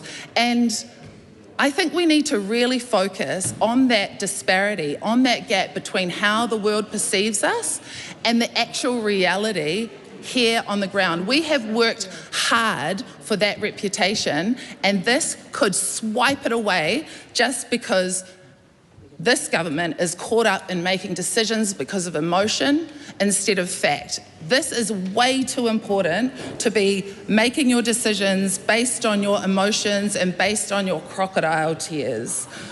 So let me be clear, the world is watching this House. The international community is witnessing how we in this Parliament treat Indigenous expression, particularly when it is used to challenge power or hold the state to account. What message do we send when a haka performed in this House is not met with understanding, but with punishment, unprecedented punishment? The public in Aotearoa sees this too. Across the communities, there is growing unease at the disproportionate nature of the proposed suspensions. There is a growing kōrero about the double standards, about what behaviour gets silenced and what gets excused. This Parliament is a place of contest and debate. I urge members to consider what legacy we leave behind in this House and how we are seen both at home and internationally. Madam Speaker. Steve Abel. Kia ora, Madam Speaker. I move that the motion be amended to replace the words intimidating a member of the House in the discharge of their duty with expressing their tino rangatiratanga. Madam Speaker, I agree with Louisa Wall, who said the punishment is not only unprecedented, it is disproportionate, procedurally flawed and democratically dangerous. I note, Madam Speaker, the speeches particularly of Hana Rāwhiti Maipi Clark, which I found very moving, and the speech of Adrian Rurafi. And I want to note that during both of those speeches, the members on the opposite side were silent. And during Adrian's speech, they in fact lowered their heads at times. Because I think they know full well the truth of what was being spoken. That this punishment unfortunately taps into a long and sad tradition of this House to disproportionately punish Māori members. This Parliament, not this House, but this Parliament has been in place for 171 years, and it sadly has a terrible history of facilitating, condoning and justifying the worst atrocities against Māori. Shameful and undeniable horrors and injustices and crimes against humanity, theft, plunder, murder, and we frequently stand here in this House and earnestly apologise for that. We earnestly acknowledge the fact of that history, and we say it was wrong and it should not go on like that. The simple principle at stake is that this House is not sitting on the banks of the Thames in London, Madam Speaker. This House is sitting in the South Pacific Ocean in Aotearoa, New Zealand. And not a board in the House could stand but for that consent of tangata whenua Māori for the settlers to come and settle here in 1840 by agreement that we would uphold Te Tiriti o Waitangi and we would uphold the tino rangatiratanga of tangata whenua Māori. The disorder that was created in this House was not by Hana Rāwhiti Maipi Clark. The disorder was not created by Te Pāti Māori standing and doing the haka And may I add that so far as I recall, every member on this side of the House stood and joined in the haka, including myself, though I'm not a great haka performer. I do know the words of kamate, kamate. And there was no penalty for us. The Speaker stood. I knew full well when the Speaker stood, the rule is you sit down. I did not sit down, Madam Speaker. And I know that my fellow colleagues from Te Pāti Kākāriki did not sit down, nor did many of the Labour members. What is the penalty for me, Madam Speaker? I have not said sorry. I have not been asked to. What is the double standard, Madam Speaker, in this House? No one's asked me. This is the point. There is no penalty for me. The disorder that was brought to this House was not brought by the legitimate response to an egregious piece of legislation. Madam Speaker, the disorder was brought by the Treaty Principles Bill. The ACT Party brought a bill to this House that had the effect of nullifying tino rangatiratanga for Māori. It had been designed in a manner to misinterpret the actual language on our founding constitutional agreement in such a way as to treat Māori as if they have no independent identity from tangata tiriti. And that is what caused the disorder, not just in this House, Madam Chair, but in our nation. That is what mobilised the biggest march, protest march, that we have ever seen. That is what mobilised the largest ever number of submissions against a piece of legislation that we have ever seen. And that party that did that knew what they were doing. They knew they were sowing division. They knew they were poking the bear. They knew what they were doing. And they knew they would elicit a response and a reaction. And they got a response and a reaction. And when it manifested in this House, when that reaction manifested in this House, in a highly orderly and familiar way, because I don't believe any member in this House is not familiar with kamate, kamate.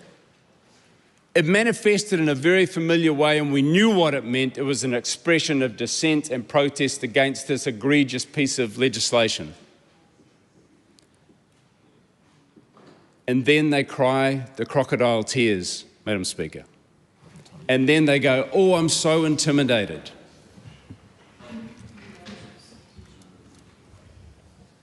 It treats not only the House with disdain and the public with disdain, but also that agreement to which we are bound as a nation.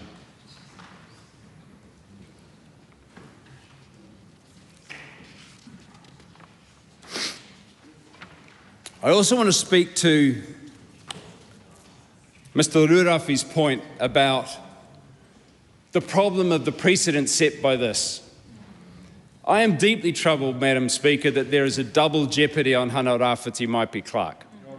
As she has already outlined, she did apologise, she was suspended, she was named, and she took a day. And now, how is it that there is another punishment meted out that is more than twice as great as any previous punishment meted out on a member of this Parliament in 171 years?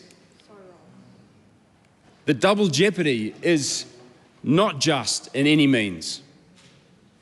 And what's more, the egregious scale of the punishments being proposed for the two leaders of Te Pāti Māori are just off the charts. So many days that we can't even get our head around the logic of it. I believe that under the leadership, and here I'll make a critique. We're not supposed to critique the courts, Madam Speaker, but I guess this is a court of our Parliament. The Privileges Committee represents the Parliament. We have two of the most senior members of this Parliament on that Privileges Committee, the then Deputy Prime Minister, Winston Peters, the Attorney General, Judith Collins, and two of the most senior members, both lawyers, have punished egregiously one of the newest members of this Parliament. What is the message that that sends to young people watching about the justice of this House to newcomers to the House? What is the message that it sends about a young Māori woman who has come and spoken with such certainty of the people she represents? I think it sends a very bad message, Madam Speaker, and I believe it renders the character of the Privileges Committee under that leadership as something of a kangaroo court. I disdain this proposed finding, and I encourage all people to vote against it for the good of this House and for the good of our nation. Kia ora.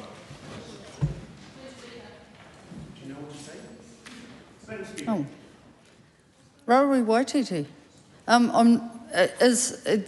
Is this, you can't have a second speech. Are you moving a motion? It is a point of order. Hang on, I've just lost my papers. A point of order. Oh, there's been an amendment. Sorry, my mistake. There has been an amendment. Yes, you're moving a point of order, right? I am moving a point of order, Madam Speaker. Speaker. That's okay. That the debate on this question now close. The question is that the debate on this question now close. All those in favour say aye. Aye. To the contrary, no. The motion is agreed.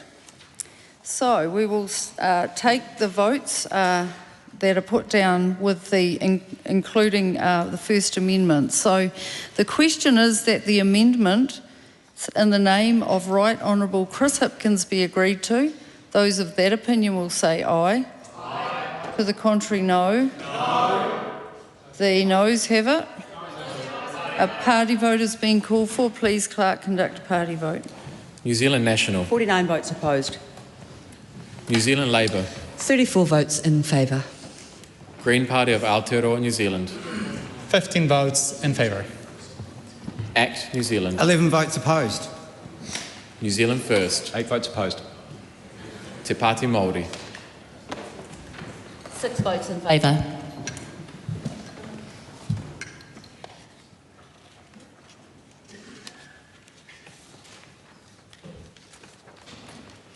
The ayes are 55, the noes are 68. The question is not agreed.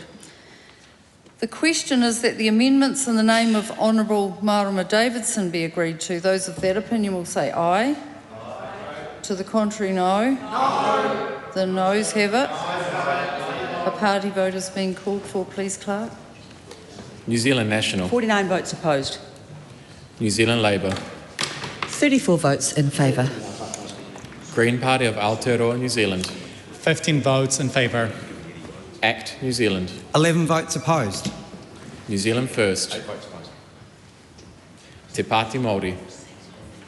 Pōti whakae.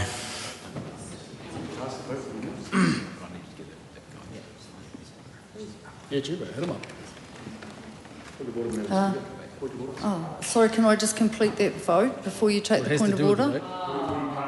Rules. He wasn't in his designated seat to make that vote. Mr. Andy Foster, would you like to repeat your vote from your designated 8 votes opposed. seat? Okay. So that lines up with what I have here. The ayes are 55, the noes are 68. The question is not agreed. Thank you. Protocol is very important. Members, so that everyone is clear on the process we will follow, there will be a separate question on each member referred to in the original motion. The question is that Hana Rafiti Maipi Clark be suspended from the service of the House for 7 days for acting in a manner that could have the effect of intimidating a member of the House in the discharge of their duty.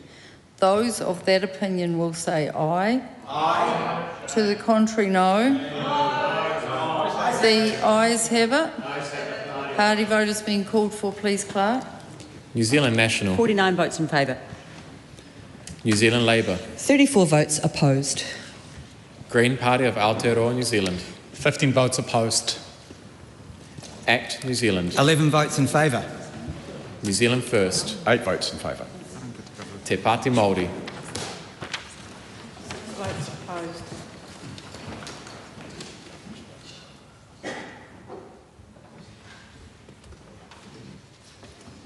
The ayes are 68, the noes are 55. The question is agreed.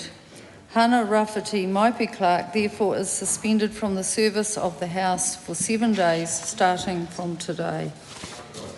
The question now is that Debbie Nauru... Sorry, can we please have voting in silence? I understand the emotion, but it's important that we hear what's being said.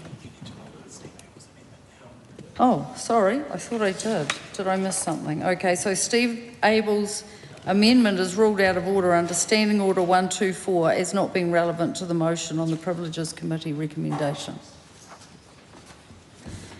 The question now is that Debbie Naruapaka be severely censured by the House and suspended from the service of the House for 21 days for acting in a manner that could have the effect of intimidating a member of the House in the discharge of their duty.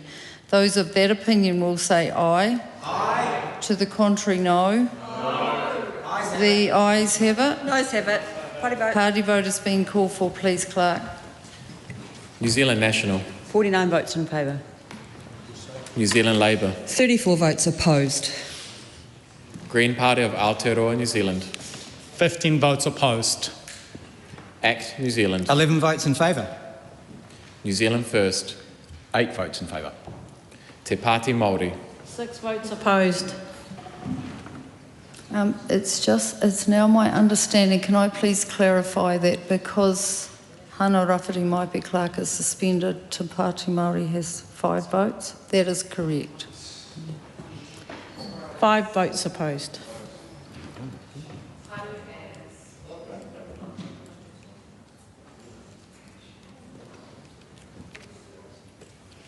The ayes are 68, the noes are 54. The question is agreed. Debbie Naruapaka therefore is suspended from the service of the House for 21 days starting from today.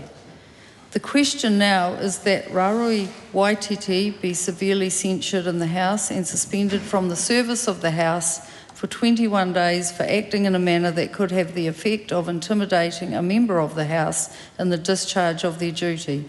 Those of that opinion will say aye.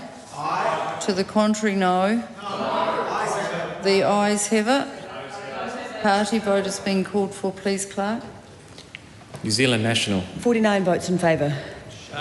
New Zealand Labour. 34 votes opposed. Green Party of Aotearoa, New Zealand. 15 votes opposed. ACT New Zealand. 11 votes in favour. New Zealand First. 8 votes in favour. Te Pāti Māori. 4 votes opposed.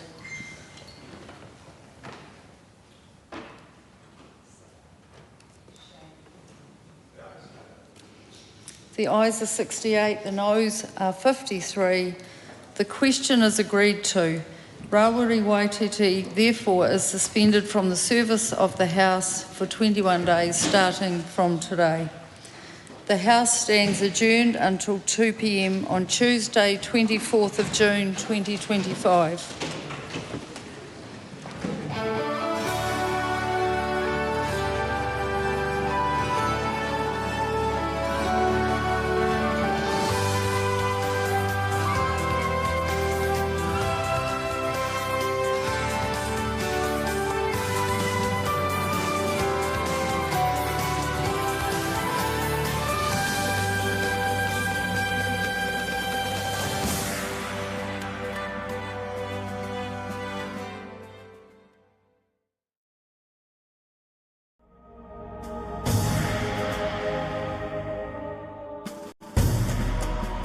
Live coverage from the House of Representatives has concluded.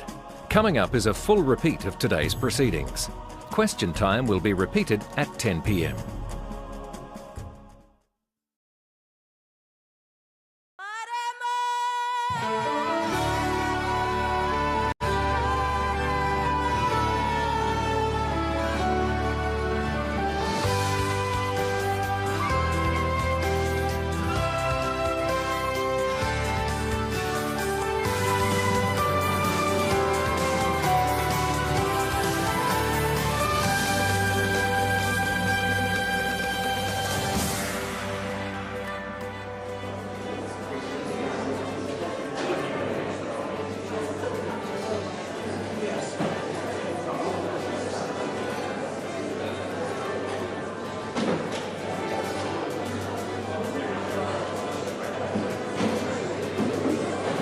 Madam Speaker.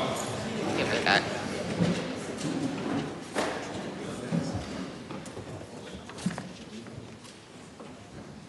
Almighty God, we give thanks for the blessings which have been bestowed on us. Laying aside all personal interests, we acknowledge the King and pray for guidance in our deliberations, that we may conduct the affairs of this House with wisdom, justice, mercy and humility for the welfare and peace of New Zealand. Amen. Amen.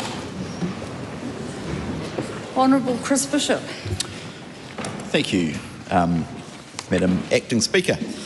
Today the House will adjourn until Tuesday 24 June. That week the House will consider the second readings of the Appropriation Supplementary Estimates Bill and the Impress Supply Bill, as well as the third readings of the Invest New Zealand Bill, the Rates Rebate Amendment Bill, the Racing Industry Amendment Bill and the Employment Relations Pay Deductions for Partial Strikes Amendment Bill.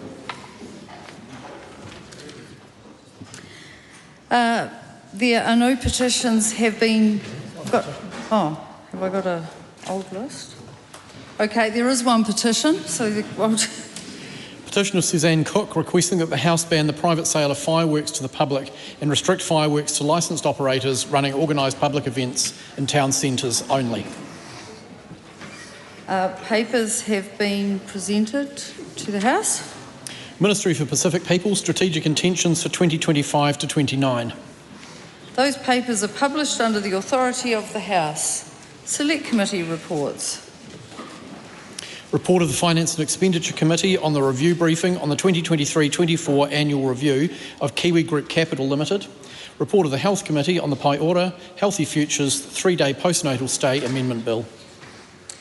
Introduction of bills. No bills have been introduced. We now come to oral questions, and the first question is in the name of Tim Costley. Thank you, Madam Speaker. To the Minister of Transport. What announcements has he made about increasing the speed limit on State Highway 1? Honourable Chris Bishop. Mr. Speaker, Madam Speaker, last week I announced what many New Zealanders I know have been looking forward to, the start of public consultation on increasing the speed limit to 110 kilometres per hour on Transmission Gully and the Raumati Straits. 22,000 vehicles using this relatively new road daily, important regional connector, safe, modern, reliable route for all road users. That's the main gateway into Wellington, and I'm very pleased that the government is taking this important step to further enhance the road. Why is the government considering this change now? Mr. Speaker, delivering better quality infrastructure is part of the government's plan to grow the economy, reduce travel times and increase the productivity of our transport network, committed to providing state highways that get people where they need to go quickly and safely. Transmission Gully is designed and constructed to a very high safety standard, has very low crash numbers on the road since its opening in 2022, and safety features that greatly reduce the risk of death or serious injury in a crash. How can New Zealanders have their say on this proposal? Mr. Speaker, Madam Speaker, consultation on raising the speed limit opened last Friday and will last for 6 weeks. People can submit on this consultation via the NZTA website, as well as find more information on this proposal. And I'm looking forward to the strong support of the local MP for the area it connects to, Tim Costley. Outstanding. Supplementary question, Tangi Utukiri. Thank you, Madam Speaker. Does he stand by Simeon Brown's pledge to build the Otaki to North Levin Highway, quote, no matter the cost, end quote? And if so, why has the project now been scaled back, despite there having been a toll consultation process based on the original proposal? NZTA is consulting on a range of measures in order to make the project more affordable, because, like many projects we inherited from the previous government, in which the costings were almost literally done on the back of the envelope, the project is experiencing cost pressures. We're not going to start with swipes at the opposition. Question number 2, Honourable Barbara Edmonds. Manuele Soifua La'awhionga Whetalai. To the Minister of Finance, does she stand by all her statements and actions? Honourable Chris Bishop. On behalf of the Minister of Finance, in context, yes. Supplementary. What does she say to a library worker in relation to the pay equity changes that says, quote, the end of our claim is devastating to myself and my colleagues. We were so close to a result, and to see that stripped away is incredibly painful. We will go on providing for our community.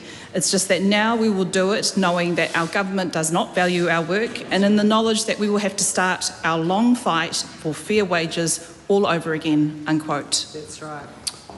On behalf of the Minister, I'd say to her the same thing that the Minister of Finance said in response to previous questions along similar lines yesterday and indeed the day before that, which is that the government strongly values the work that these workers do and that the pay equity regime that has been legislated by the Parliament allows for pay equity claims, and I would encourage her to participate in that process. Supplementary. What does she say to Miriam Bishop, a retired residential aged care worker that says, quote, "Why would you want to work in aged care when you can get the same amount at a supermarket or McDonald's? If so, how does he expect to maintain essential care workers under those kinds of conditions?" Unquote.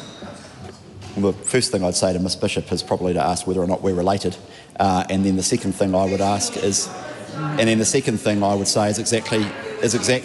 exactly what I said in relation to the last answer. Supplementary. Does she agree with the tertiary library worker that says, quote, "My colleagues are on extremely low pay and deserve better. They deserve to be able to afford their rent, groceries and be able to top up their snapper card that enable them to get to work," unquote. No, I don't agree with that. Supplementary. Will she take up the challenge from Tamara Badley, a home support worker who says, quote, "I challenge every single one of them to come and work with us on our wages, get assaulted at work, paying for travel out of your own pocket, then tell us why cutting off our pay equity claim is a good idea," unquote. No. Supplementary. Supplementary, Honourable Paul Goldsmith. Does the Minister stand by her action to increase the rate of depreciation of new assets by 20% as announced in the budget and all the many messages of support that he's had from small businesses up and down the country supporting that and recognising that they'll be investing more to grow the economy? Yes, and on behalf of the Minister of Finance, yes indeed I do. And one of the most striking things about the response to the budget has been the number of businesses who have proactively contacted government ministers in order to say to them, we are now going to invest because of what you have done. And the government welcomes that. True. When will she stop dismissing the many low-paid women workers across this country who are disappointed and angry about the changes to the pay equity regime? I'm not, on behalf of the Minister of Finance, the government is not dismissing those workers. The government values the work that they do, and the government supports pay equity in the same way the government supports equal pay. What we have done, as has been litigated in the Parliament for many weeks now, what we have done is make the scheme fairer and more affordable. Question number 3, Rima Narkley. Thank you, Madam Speaker. My question is to the Minister of Tourism and Hospitality and asks, what recent reports has she seen on tourism growth and international visitor spending? Honourable Louise Upston. Madam Speaker, I was pleased to see that the International Visitor Survey results for the year ending March 2025 show that international tourism contributed $12.2 billion to our economy. This is up 9.2% compared to the previous year, and international visitor arrivals are up 4.3%. This means more bookings in our restaurants, more reservations at local accommodation, and more people visiting our regions and attractions. We know how important tourism is to unleashing economic growth in New Zealand, and we know we need to get our tourism numbers back to 2019. That's right, supplementary. What actions is she undertaking to get tourism numbers back to 2019 levels? Madam Speaker, I have announced a range of initiatives to boost tourism across New Zealand. I've been engaging with many tourism stakeholders who are telling me that there is more capacity for many more tourists and they welcome all visitors. I haven't met a business who has said they don't want more customers. That's right. And I'm also soon to announce my tourism growth roadmap, so stay tuned for our plan to boost tourism further. Supplementary. How will more international visitors support economic growth? Madam Speaker, in the March quarter alone, spend by international visitors totalled $4.5 billion. This is more money invested into our cities and regions.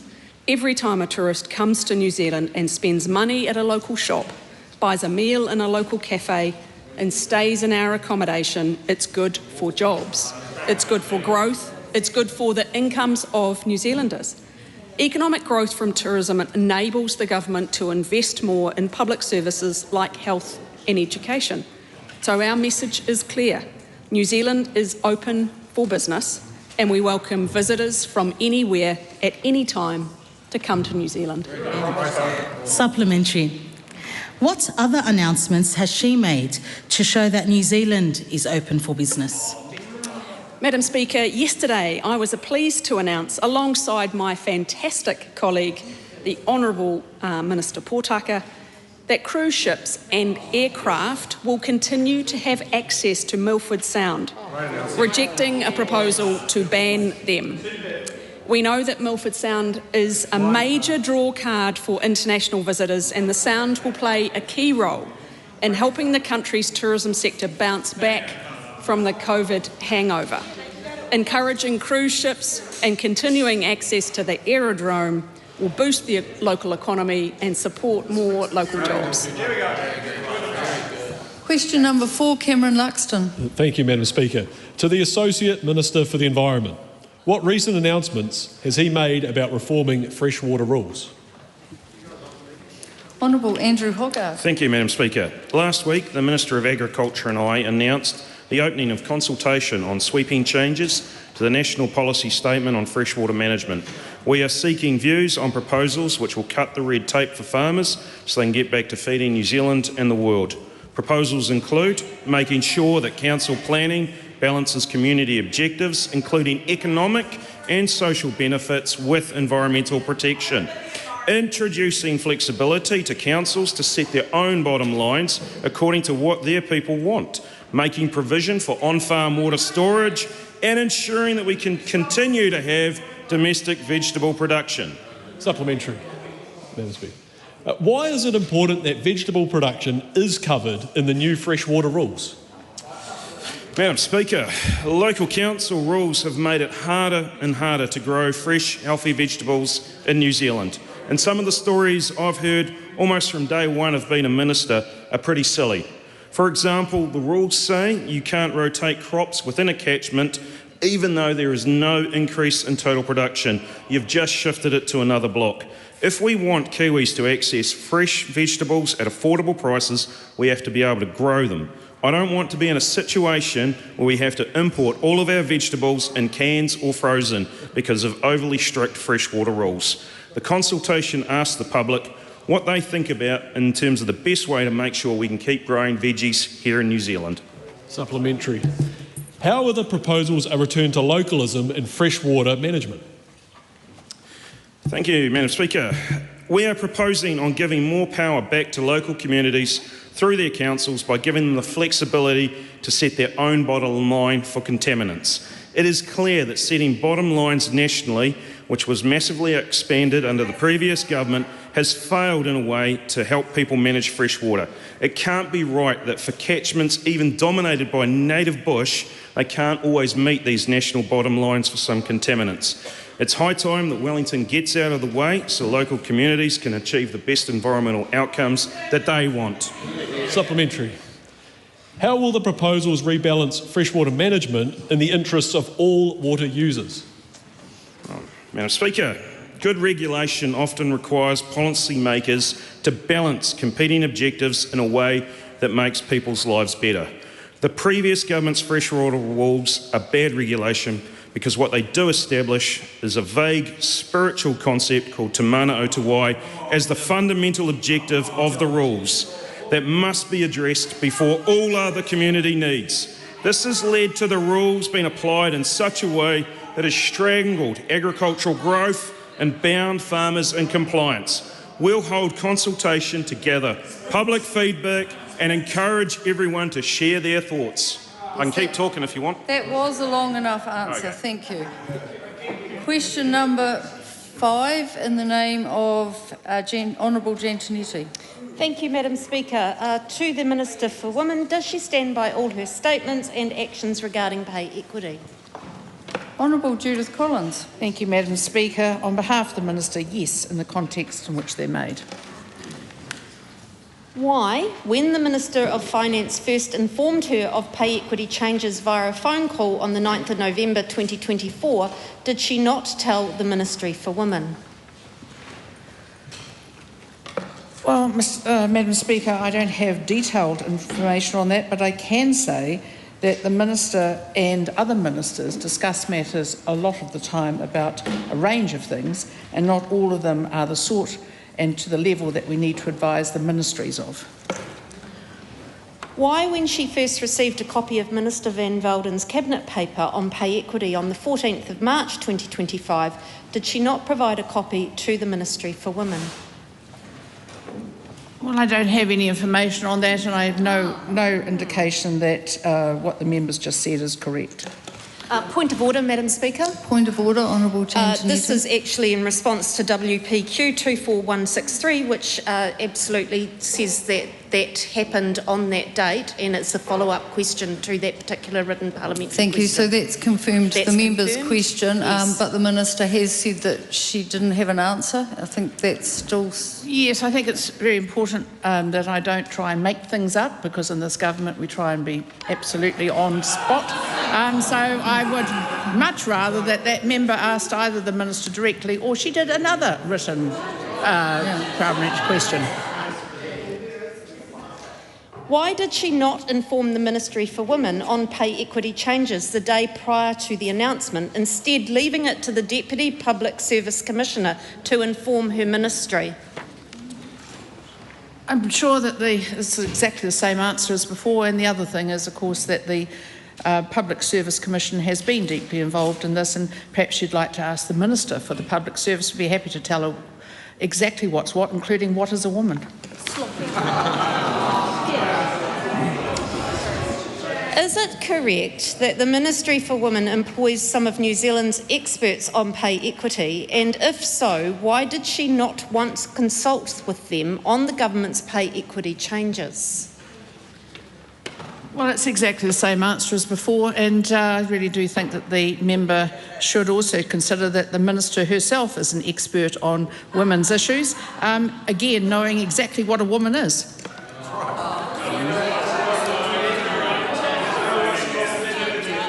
Was her statement to the House that changes to pay equity and cancelling 33 pay equity claims, quote, can only be a good thing for women, unquote, based on official advice? If so, who provided that advice? On behalf of the Minister, I'm thrilled to say that the Minister is capable of thinking herself. And one of the things that she knows is that any plan and scheme for pay equity has to be fair, it has to be sustainable, it has to be realistic, and it cannot be in a situation where it removes all ability for the government to be able to fund health or education or anything else that women also care about. And actually the other thing is, it cannot have a ridiculous situation where admin workers are compared to civil engineers, which is the nonsense that we inherited from that lot. Supplementary. How is it possible that she knew about pay equity changes 6 months before they were announced and yet never consulted with, met with, or even told the Ministry for Women about the changes? Well, I imagine that until we've actually got something to talk to, then it is difficult to go and have discussions with ministries. And when it comes to cabinet papers are themselves something that are kept very close to us, because we do not go around like the previous government and just throw them around. But I do think it's important the ministry... Do you want an answer or not? You want an answer or not? You don't want an answer? Okay. I think the member's interjected to the point where that question is now over. Honourable Julianne Genter. Madam Speaker. My question is to the Minister of Transport. Are local road controlling authorities required to increase speed limits under the government's policy if one of the reasons for a speed limit reduction since 2020 was proximity to a school? And are impacts on road safety a factor that allow local road controlling authorities to retain safe speeds? Honourable Chris Bishop. Madam Speaker, I'm advised that under the Land Transport Setting of Speed Limits rule, road controlling authorities are required to reverse permanent speed limits of 30 kilometres an hour on residential or neighbourhood streets from the 1st of January 2020, where a reason for setting that speed limit was because there is a school in the area. In these cases, road controlling authorities are required to implement variable speed limits of 30 kilometres an hour outside the school gates of urban schools during pick-up and drop-offs by the 1st of July 2025, with the remaining roads reversing to their previous speed limit. To the second part of the member's question, after the 1st of July 2025, road controlling authorities can set speed limits on the local roads in accordance with the new rule, which requires them to consider the estimated safety impacts of any proposed speed limit change. Point of order, Right Honourable Winston Peters. Madam Speaker, I left it to you to decide this, but when a question is framed in that way, the questioner is required to follow strictly the words that have been written on that page, and that questioner did not. I'm sorry, I didn't pick that up at the time, Right Honourable Winston Peters, but I think the question's been asked and clearly answered in a way that I think we've had an answer from the question, so I'd invite Julianne Genter to ask her next supplementary question. Madam Chair, point of order. That's not the way standards go in this House. If you get it wrong, you don't benefit from that mistake. You're required to put it right. Well, and that's what I asked you to do. Look, I understand if it's the wish of the House that the member repeats that question again and reads the words correctly, but at the end of the day, I feel like the question has been put, understand by the Minister, and is it the wish of the House that the question be repeated? No. Carry on, Julianne. No, I'm sorry, Mr. Peters. For you to decide, the House to decide. There are standing orders, there are Speaker's rulings. You're required to follow what's written down there. Mr. Peters, I've made a ruling. I'd invite the Honourable Julianne Genter to ask her supplementary question. Supplementary. Why is the government forcing local councils to increase speed limits on residential streets around schools, and what will the impact on deaths and serious injuries be of that change? Well, we're requiring road controlling authorities to reverse, go back to the speed limits they were before the last government's changes forced them to be reduced. We are preserving the ability for variable speeds around school drop-off and pick-up, because we have a simple view, which is that you should go slowly when there might be kids around, but at 3 a.m. in the morning, when there aren't any children around, in fact there's no one around, you should be able to go at 50.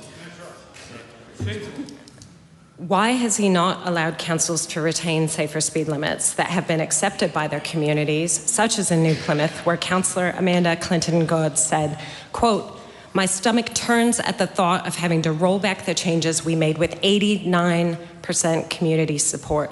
I resent that a government which campaigned on localism is making us go against the wishes of the vast majority of our community." Madam Speaker, as I said in response to the second part of the member's primary question, there is the ability for road controlling authorities after the 1st of July to set speed limits in accordance with the new rule, which requires them to consider the estimated safety impacts, and in fact some councils are doing that right now. How is it fair to force variable speed limits onto communities who have made it clear they want to retain permanent safer speed limits, like Principal of Inglewood Primary, Juliet Vickers, who has said, quote, "A fixed 30-kilometre-an-hour limit provides clear, consistent messaging crucial for student safety.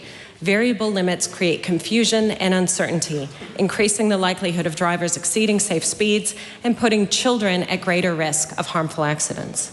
Well, Madam Speaker, the answer is the same as I gave in the earlier supplementary, which is that we just take a common sense view, which is that when there are kids around and it's busy, you should go slowly, which is why we're requiring variable speed limit signs. Yes, I know how to read, and they're not that complicated. It means that when you drive past a school, there'll be a sign that says in a particular time zone for that particular school, the speed limit is 30. It's not that complicated, and it means that when you drive past at 4 a.m. or 6 a.m. or whenever, when it is safe to do so because there's no one on the streets, you shouldn't have to artificially lower down your speed limit when it is perfectly safe to drive at 50.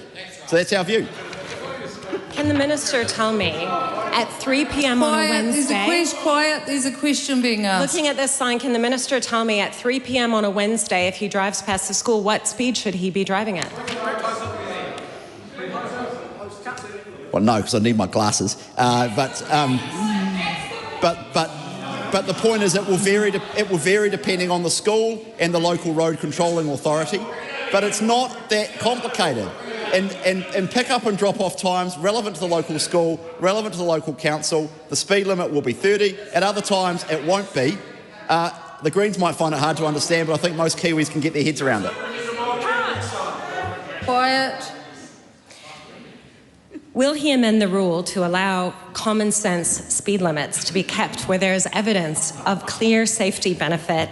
And if he won't, will he take responsibility for any increase in deaths as a result of automatic speed reversals required under the rule his government implemented and forced councils and communities to comply with? In relation to the first part of that member's question, the answer is no, because we think the balance we have struck is the right one, and our changes are common sense, and I think Kiwis agree with us. Question number 7, Joseph Mooney. Thank you, Madam Speaker. My question is to the Minister of Conservation. What recent announcements has he made about Milford Sound? Te Māori Whare. Honourable Tama Potaka. Yesterday, the erudite Minister of Hospitality and Tourism, Louise Upston, and I announced a $15 million investment into sustaining tourism and conservation in the iconic Milford Sound Pio Pio Tahi. Manuhiri Milford Sound Pio Pio Tahi will continue to enjoy a world-class experience thanks to improved amenities, assurance for local business and enhanced conservation. Minister Upson has also noted decisions to enable cruise ship access and the aerodrome use are key to growing tourism and local businesses and to help get the economy back on track. Supplementary. Why is the government investing in Milford Sound? Te Māori Whare. This majestic UNESCO World Heritage Site in Fiordland, Te Rua o Te Moko, attracts more than 1 million visitors per year and pumps about $200 million into the regional economy, creating jobs and boosting incomes. Milford Sound Pio Pio Tahi had and has a key role to play in keeping the country's tourism sector recovery after recent challenging years. The Milford Opportunities Project put forward a range of advice on how to enhance the future of this wondrous place, and so it was essential that we took it on board, came to decisions and got on with the mahi. Supplementary. How will this benefit the local economy? Te Māori Whare. We are supporting the local economy, providing certainty for tourism and concession operators and rejecting previous interesting ideas to close the use of the aerodrome and to deny cruise access to the field. Tourism creates jobs and incomes, which are especially important for the livelihoods of whānau in our regional and local communities. Te Pāti The Department of Conservation is also giving local operators more certainty by cutting through concessions processes and making it easier for businesses to get on with their mahi to create jobs for Kiwis and to get the economy moving again. Supplementary. How will this announcement protect the nature and heritage of Milford Sound Pio Pio Tahi? Te Māngai o Te Whare, Toi Tu Te Taiao. We are investing in better infrastructure to enhance protection for nature with sustainable tourism. We're investing $15 million, $7 million from Te Papa Te Whai Capital Works Program and $8 million of international visitor levy funding. Manuhiri, accessing the field at Milford Road, will soon enjoy new enhanced short stops, including an alpine nature walk in Gertrude and better facilities and amenities at Hene Pipiwai, Lake Marion.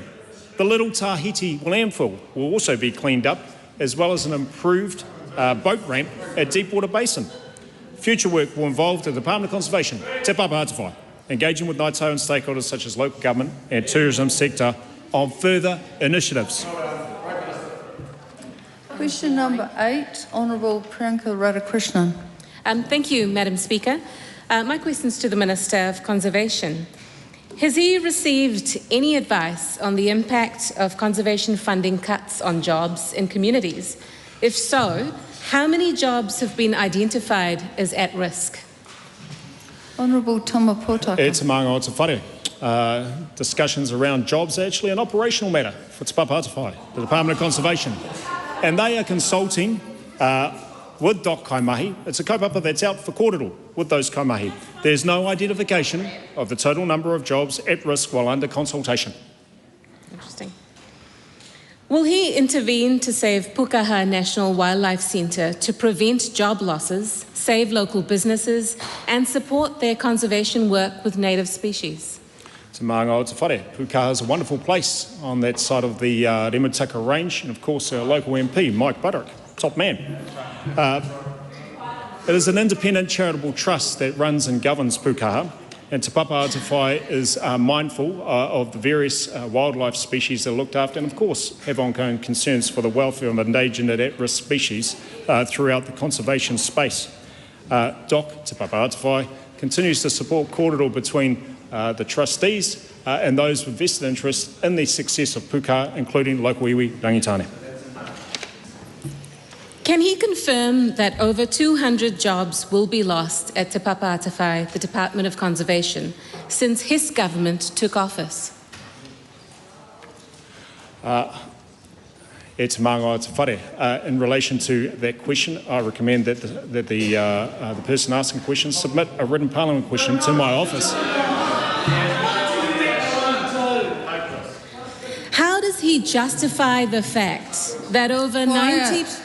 Can I ask the member to start the question again? We had a bit of noise coming from the other side. How does he justify the fact that over 90% of people who are likely to lose their jobs in the latest round of DOC job cuts are women and are on DOC's lowest pay bands? E te maanga o te whare. I am actually very proud that the majority of the workforce at Te Pāti Māori, the Department of Conservation, are wahine, and nearly 50% of the senior leaders at Te Pāti Māori and Department of Conservation are wahine. But there seems to be some increasing fuzzy math coming from the other side of the House around numbers. I'd like her to again make sure that she's clear about what's fact and what's opinion. Maybe he should be clear about that. Can he... Quiet, please. Can he confirm that 14,000 jobs will be lost as a result of his decision not to extend Jobs for Nature funding?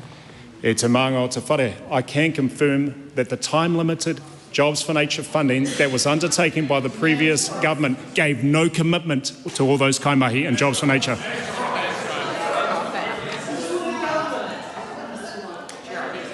How does it make sense? How does it make sense? Start again, please. How does it make sense at a time when we have a biodiversity crisis and the highest rate of threatened species in the world for his government to continue to cut jobs that protect our environment? E te maanga o te whare. The biodiversity crisis did not decrease under the previous government. It actually increased. But what we're committed to is continuing to support those credible biodiversity organisations committed to biodiversity through a variety of funds, such as the Community Conservation Fund and the International Visit Levy, and maybe those opportunities that members of the opposition can look into supporting. I struggled to hear the answer to that question. I'm going to invite the member to ask the question again, and I'd like the answers without attacking the member who asked the question. Could you please ask that question again? Just because I couldn't hear what the Minister was saying. Sure. How does it make sense at a time when we have a biodiversity crisis and the highest rate of threatened species in the world for his government to continue to cut jobs that protect the environment? E te maanga o te whare, and I'll repeat in the silence that you have provided, that the biodiversity crisis did not reduce under the previous government. The fact that we have the highest number of endemic species that are endangered did not decrease under the previous government, but we continue to support a range of initiatives, whether or not it's the Te Mana Rangatihi Trust up there in Tarawera, or the Manaaki Ruahine Trust up there near Mokai Pātea, or the Hollyford Conservation Trust down there in Fiordland, Te Rua o Te Moko. And I encourage those members of the opposition that want to actually actively participate in those projects to get out of their seats and go and do it. Question number 9, Suze Redmayne. Madam Speaker, my question is for the Minister of Hunting and Fishing. What recent announcements has he made in the hunting and fishing portfolio? Madam Speaker. Honourable James Meagher. Thank you, Madam Speaker. This morning I announced the government's plan to reform Fish and Game New Zealand. These reforms will modernise and strengthen Fish and Game to improve the national management of hunting and fishing resources and advocacy while maintaining local control over local fishing and hunting rules. As Minister, I want to make it as easy as possible for Kiwis to go hunting and fishing in New Zealand. This long overdue reform to Fish and Game will refocus the organisation on its core job of managing our sport, fish and game bird resources and implement a more professional approach to national decision making. Supplementary. What do these changes mean for licence holders? Madam Speaker, these reforms will make several key changes for licence holders. Fish and Game will now shift to a nationalised fee collection system to reduce the double handling of licence fees and ensure that funding actually follows the activity in the region. The new Act will require Fish and Game councils to better consider the interests of other stakeholders, such as farmers and the aviation sector, in their decision making. And also, Madam Speaker, one of the key changes agreed by Cabinet is that advocacy functions will be revised so that the New Zealand Fish and Game Council will set direction that is binding on regional